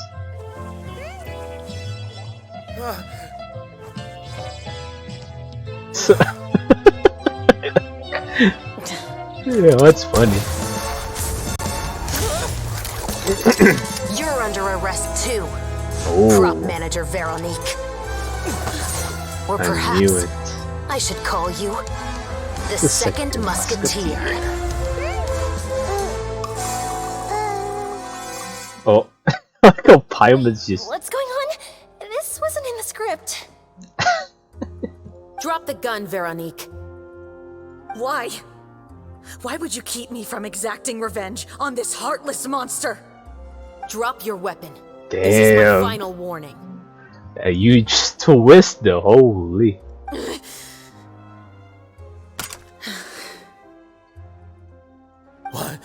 What is going on? He's so confused. Do I have to spell it out for you, Morris? Everything that took place just now was staged to get you to confess the truth. Yeah. So that's what Baptiste planned all along. But this last part is all improv, of course.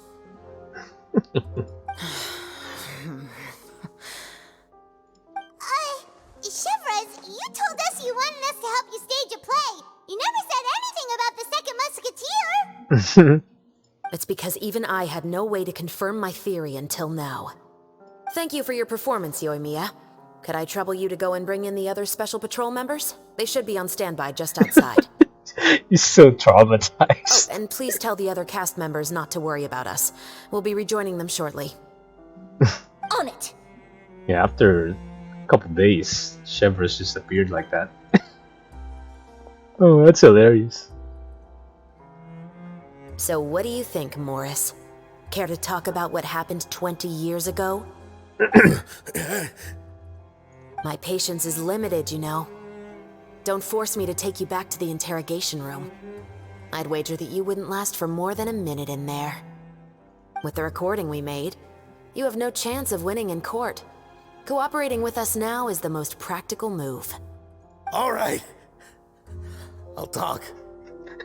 I hired an assassin to murder Elisa. She once worked as a maid on my family's estate.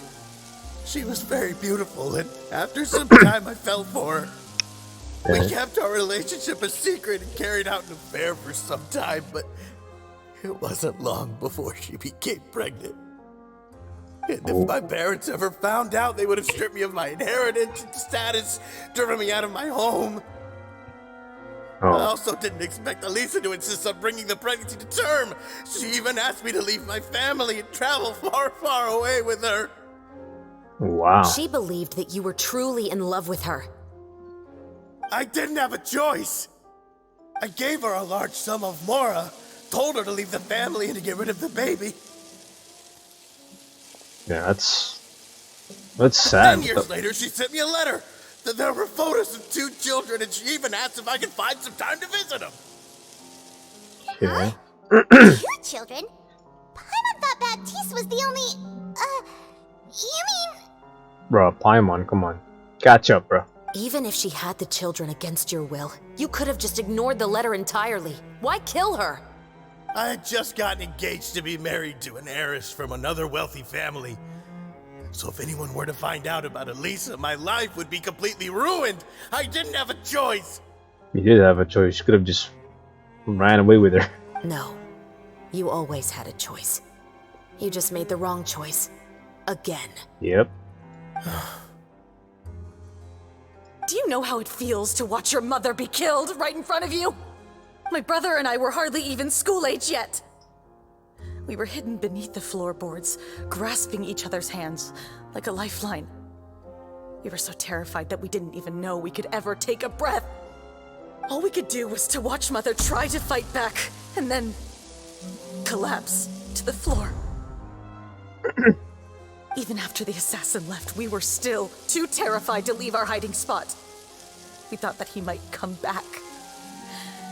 It was only until the next evening when we finally climbed out and gathered around our mother. This guy is horrible. Holy. But she had already become cold and stiff to the touch.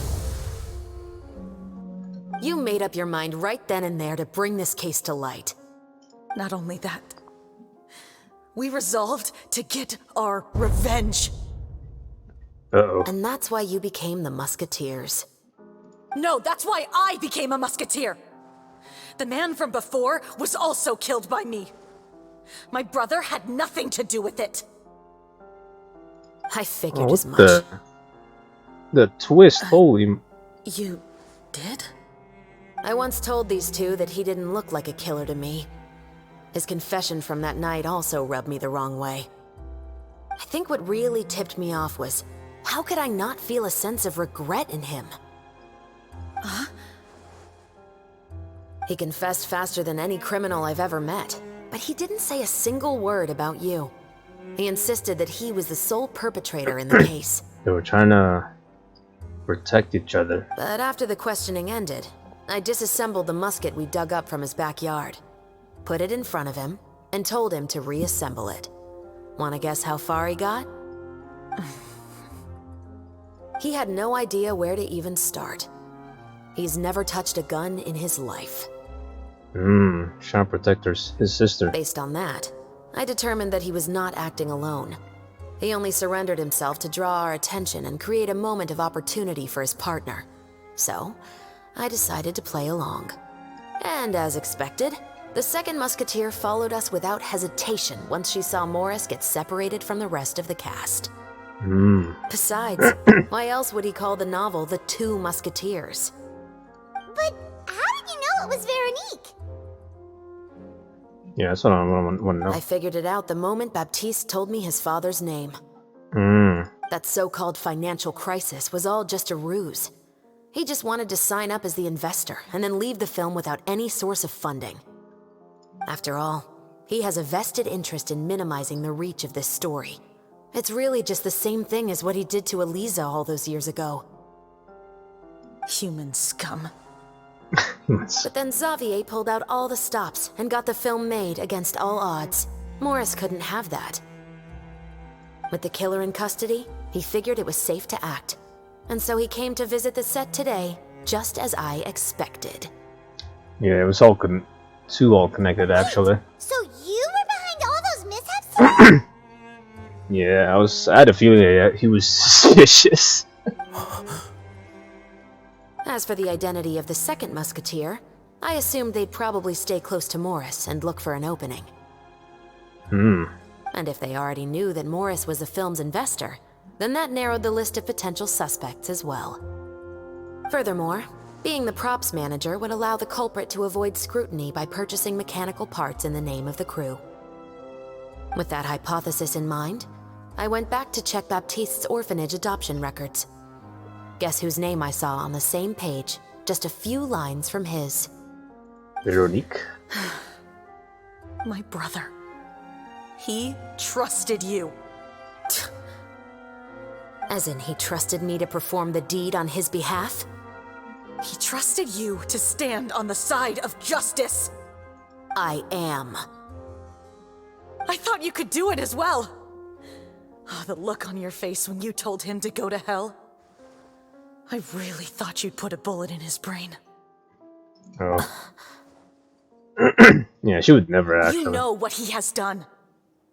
Are you telling me that you'd rather see him spend the rest of his life living like a king in the fortress of Meripede? I will never be able to forget the feeling of my mother's cold, lifeless hands. And you would call this ending fair?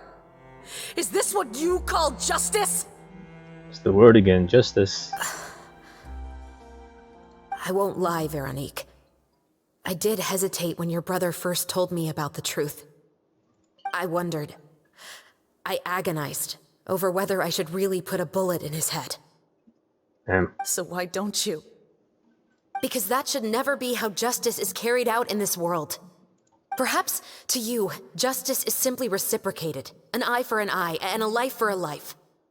But everyone has their own understanding of justice. If everyone were to pursue their own definition of it, there would be no more order in this world. True.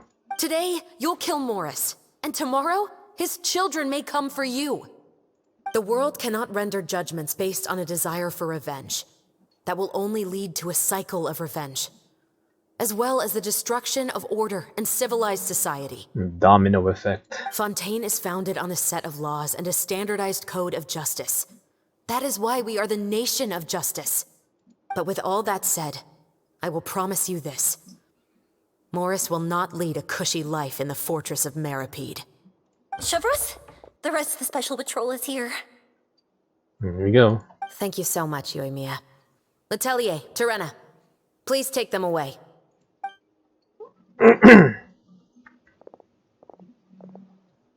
Yeah, I could have imagined.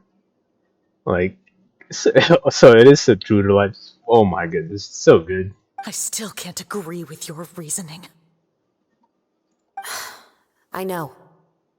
Justice has not been delivered. At least, not today. Chevres. Let's go. We should give an explanation to the crew. Are you okay? I think you made the right call. Thank you for your concern. I'm fine. I'm just thinking about the things in life that have driven people to take justice into their own hands. Holy moly. Explain everything that happened to the rest of the crew. What a twist. Holy.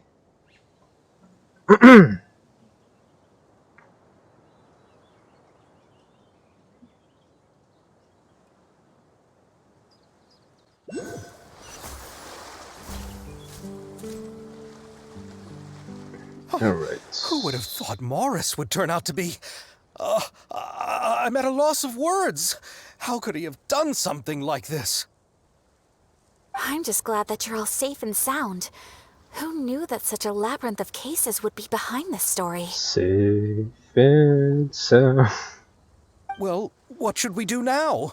We have a finished film, of course, but should we still go ahead with the premiere? What do you mean? Shouldn't you be even more motivated to spread the word now that you've learned the truth? Chiori is right. I'd also like more people to see this story for themselves. But the real ending of the story seems to have deviated somewhat from the one in the script. Is that still acceptable to you, Miss Chevres? The call is yours. We still have time to reshoot an ending if that's what you'd like. No, it's fine as is. I like what we have for the catharsis. Romanticism is what gives works of art their appeal. Fiction is able to explore means of restitution that could never work in real life. Just like the real world, the world of stories also has its own set of rules and justice. These different possibilities are what initially drew me to reading in the first place. Sounds good to me. I support your decision. What about Veronique? Will she be okay? She will soon face her judgment alongside her brother and Morris. If I had to guess, they'll probably all be sent to the fortress of Meripede. I'll make sure to give Risley a heads up about it. Oh, you mean that kind of heads up? Exactly. What's that? All right, then the matter's settled. Now that everything's been taken care of, there's no reason for us to keep looking all gloomy and grumpy. Let's get back to the feast Gloomy and and grumpy. enjoy each other's company. We'll be starting the post-production process tomorrow. You should join us, Chevres. You missed the first few hours of the party, didn't you? Yeah. All right. Count me in. Then I'll wait for you over there. There's still some good news that I'd like to share with Chevres. Traveler, Yeah. Paimon, could you wait for me by the sea after the party ends? I'd like to go on a brief walk with the two of you. Absolutely. See you then. Thank you very much. Okay, is that... Oh, we're just talking. Oh, they're playing Genius Invocation.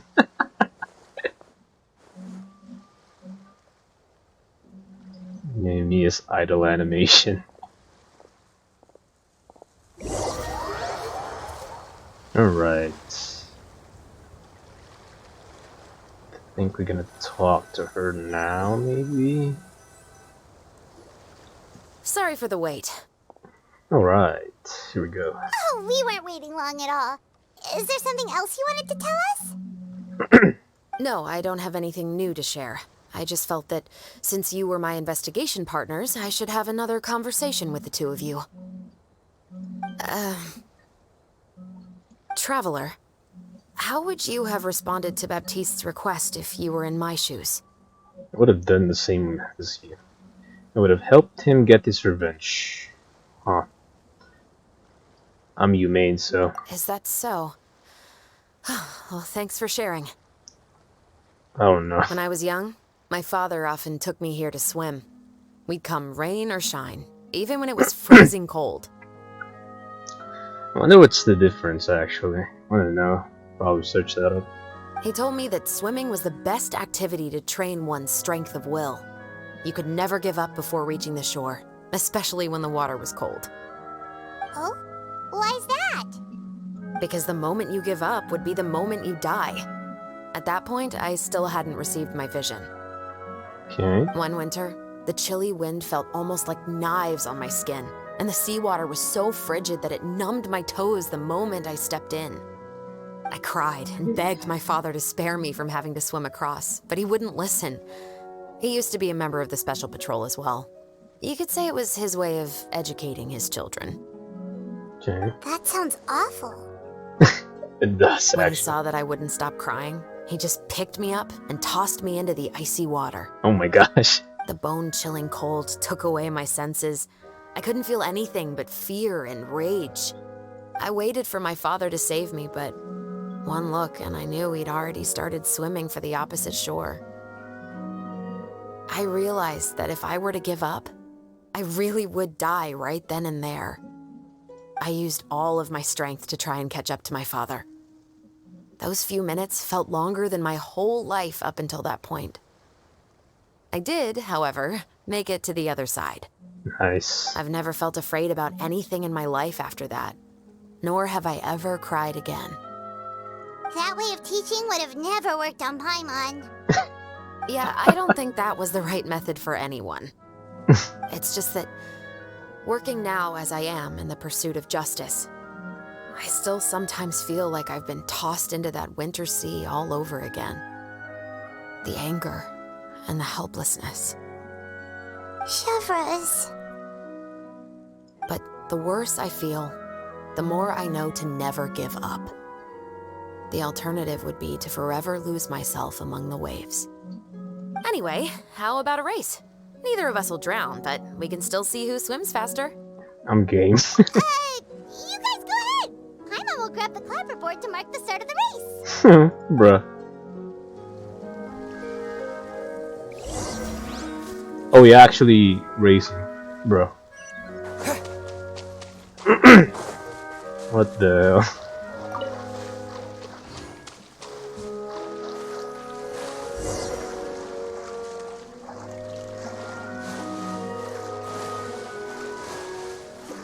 Hey, where's Chev Rooster? What the hell?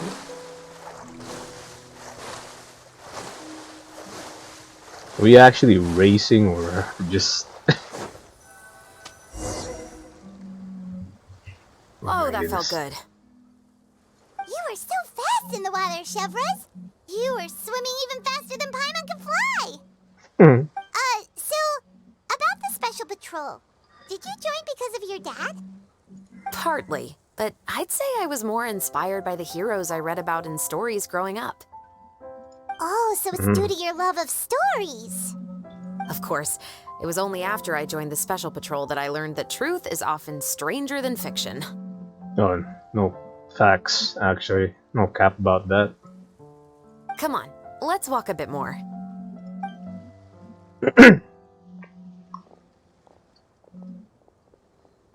To be honest, I do sometimes question whether the decisions I make are the right ones.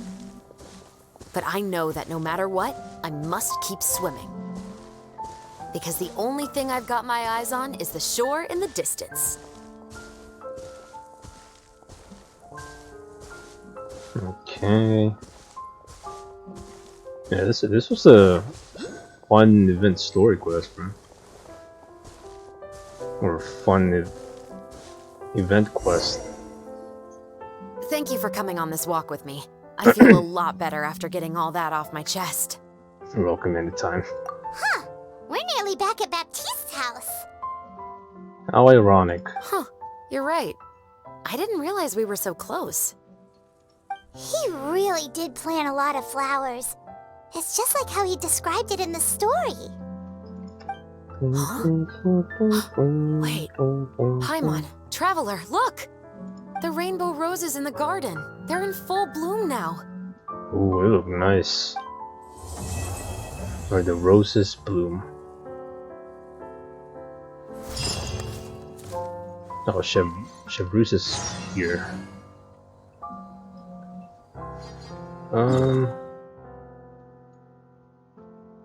Probably went here, maybe, or this side. I don't know.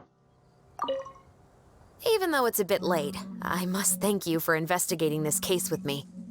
Not on behalf of the Special Patrol this time. It's a personal expression of gratitude from yours truly. Okay, let's ask her about your family. Oh, you want to hear more about my father? To be honest, I didn't spend that much time with him. He was always busy with the Special Patrol, so he would often return home really late at night. Some nights, he didn't come home at all. Once, he didn't come home for a long time, maybe a whole week or so. Ooh. When I went out to buy food, I learned that he had become a criminal, and by extension, that made me a criminal's daughter. Oh. But we can talk about that another day. About the case. I actually have a lot of sympathy for Veronique and Baptiste. I can understand the hatred they feel for their father. But that doesn't mean I'll allow them to walk the path of evil, even if it might lead to another sense of justice. About the film. Films are different from the real world. They're a form of art and represent the wishes in people's hearts. I adore the Two Musketeers, and I'm very happy to have had the opportunity to act the role as one.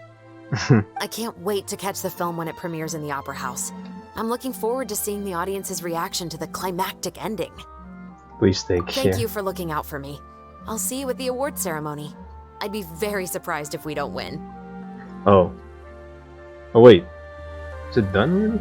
Oh wait until 2 days. What the? Okay, that's today. Tomorrow. Okay. There you go. Oh man.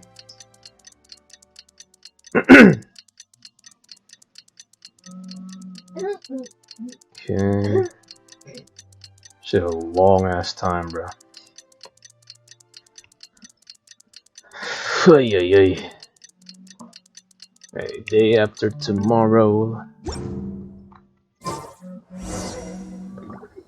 Go to the Fontanilla Film Festival venue.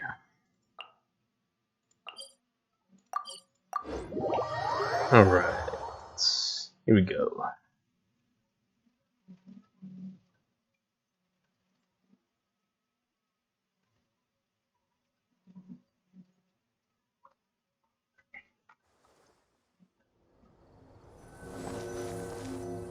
Okay. Some more time passes after that. Illness a successful premiere and the Musket murder case also successfully comes to an end. Xavier, it's been a while. Hey there, you two. Sorry I've been scarce. I've been buried in marketing and preparing the film for release ever since we wrapped post-production. The award ceremony is today, right? Paimon wonders if we'll win the Farina Award. I'd give it a 90% chance. Farina! Oh, Paimon didn't know you were already here. You're earlier than everyone else. I'm sure the others will also be here in no time. Xavier, if we end up getting called on stage, shouldn't you come up with a name for our crew? Oh. What? But we don't even know if we're going to win. I wouldn't want to jinx our chances by celebrating early. Real. Just open your eyes. Surely you've seen the audience's reactions to our film. We've had nothing but critical acclaim. You've also had conversations with the Opera House's operating staff, right? Didn't they want to increase the number of showings? With the mora you've made from the box office, you can now open your very own film company. But that's all credit to my amazing crew. You've all helped to make this a reality, so I can't be the only one asked to come up with a name. Well, give it some thought. I'm sure the crew will respect your choice. All right, but before that, Traveler and Paimon, could I trouble you to quickly pay a visit to the Fortress of Meripede? Oh, wow. Huh? But shouldn't we stay for the award ceremony? I was gonna ask the author. I wanted to ask you two to invite Shavras to join us at the ceremony. Oh, never She's mind. one of the lead roles, after all. I haven't been able to find her recently, so I haven't had the chance to invite her personally. According to the papers, the culprits of the musket murder case will be personally escorted today by the captain of the Special Patrol to the Fortress of Meripede. Some twist there, bro. That's Paimon gets crazy. it now. It'll be a piece of cake for us. Yep, just wait here, Xavier, and maybe try to come up with a few snappy-sounding names. All right, then I'll leave you to it. Okay. Alright. Will we really win an award? Trust me. When have I ever been wrong about something like this? I don't want to roast her, actually. She's on a roll right now. Let's go to the Fortress of Meripede. Wait. Nah, just this here. So confusing. Boom, boom, boom. Do do do do do do do do do.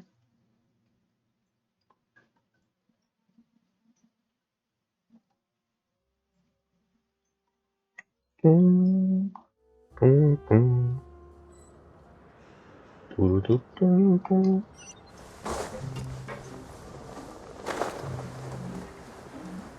You gotta go to the Duke's office. Go to the Fortress of Meripede to look for Chevreuse. Chevreuse.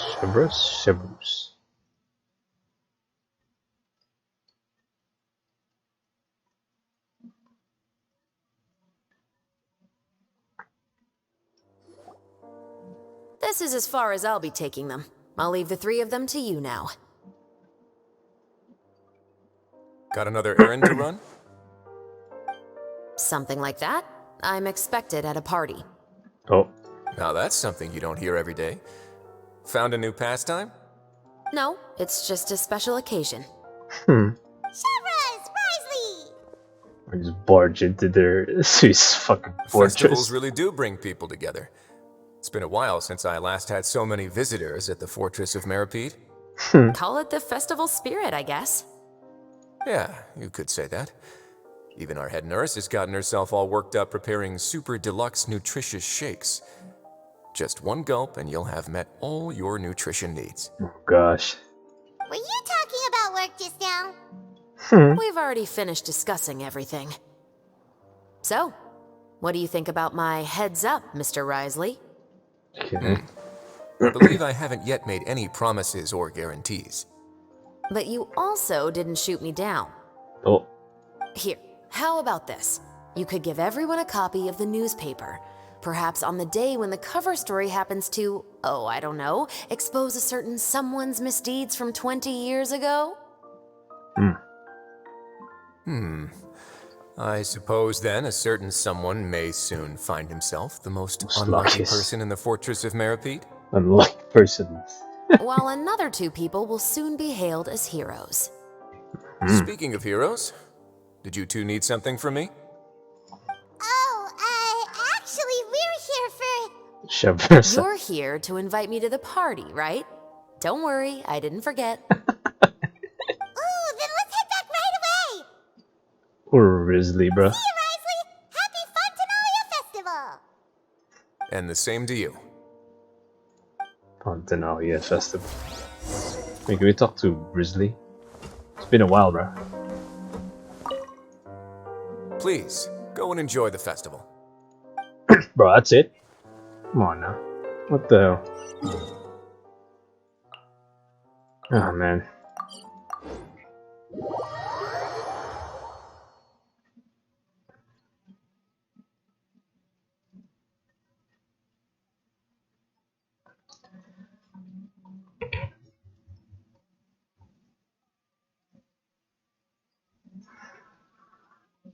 Okay.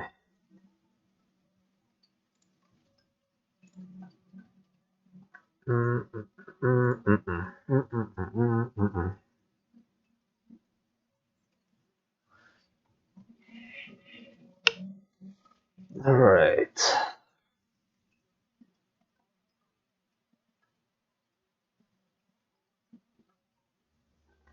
Took a while.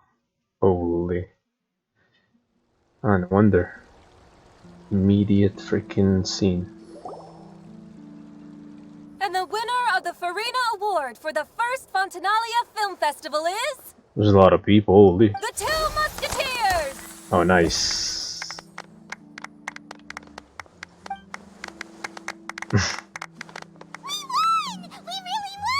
Ego got boosted. Congratulations, Mr. Xavier. We won? I can't believe it! I really can't thank all of you enough! See? My takes on Fontaine's entertainment industry have never been wrong. Now, please welcome to the stage the producer of The Two Musketeers, Mr. Xavier!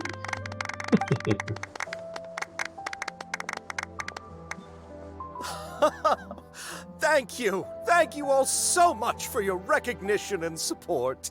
While I'm up here, I would love to give special thanks to... Time really flies, huh?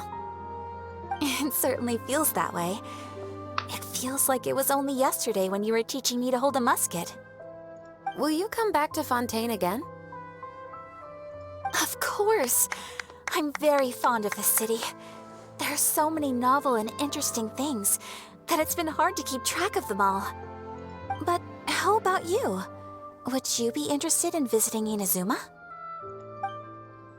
I can't say the thought has crossed my mind before, but I'd be willing to consider it now. I will be eagerly awaiting your visit. It would be wonderful if you could visit my home and enjoy a taste of our tea and desserts. Yeah, let's keep in touch. Did you accomplish all you came here for? Oh. Yes. And you should visit Inazuma again sometime. How has Ogura and her business been? To my knowledge, she's doing quite well. Tell her I said hi. I certainly will. Just catching up. I heard the thunderstorm has stopped. Yes, and the war has also been brought to an end. Peace and prosperity has returned to the islands. I quite like the sound of that. Perfect for hanging textiles out to dry. I'd like to offer my thanks again to the entire cast and crew.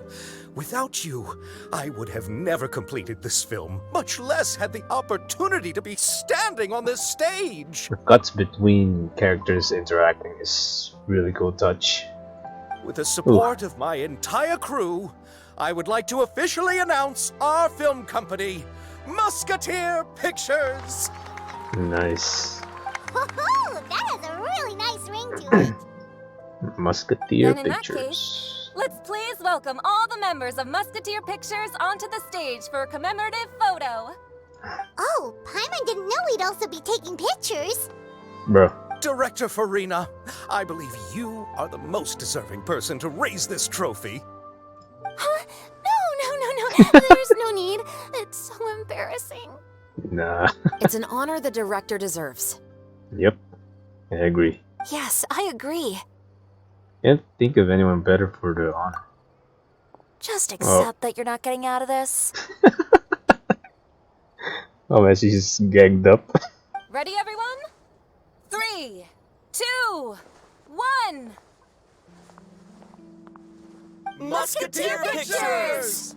Yay, Musketeer Pictures.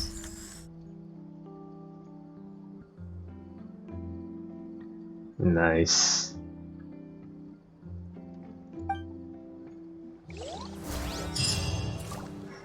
Is that it? Or seems like it's it.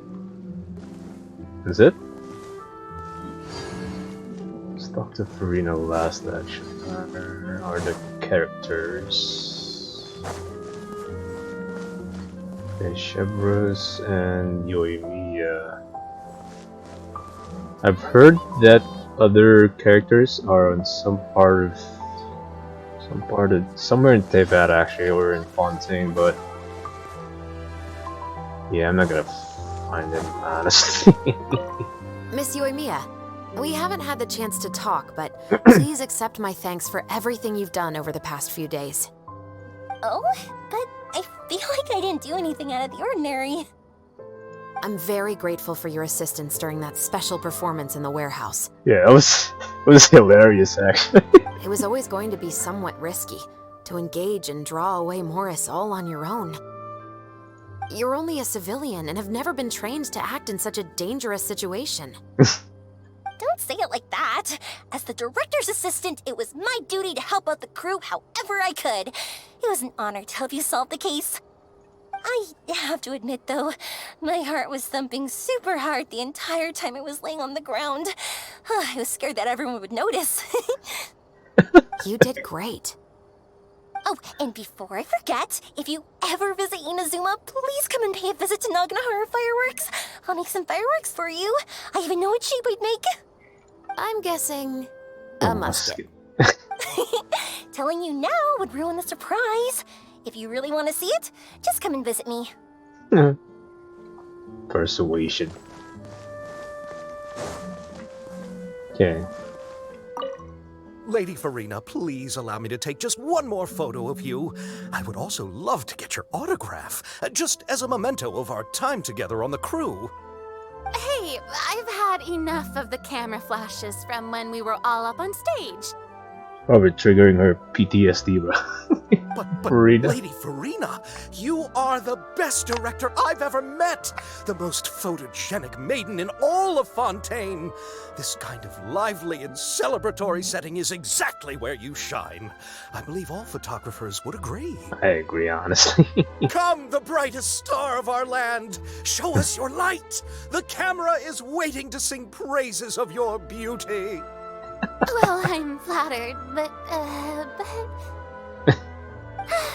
All right. I'll humor you and try a few more different poses. Oh, nice. But I don't have to hold the trophy, right? Of course. You may pose however you like. Thank you so much. Thank you so much. By the heavens, my luck has been beyond belief. I'm having a hard time coming to terms with it now. Oh. Yeah, let's see the poster actually. Poster looks coolish. Yo, that's dope. Zhongli's in the way though, but gonna end it here actually. Oh man.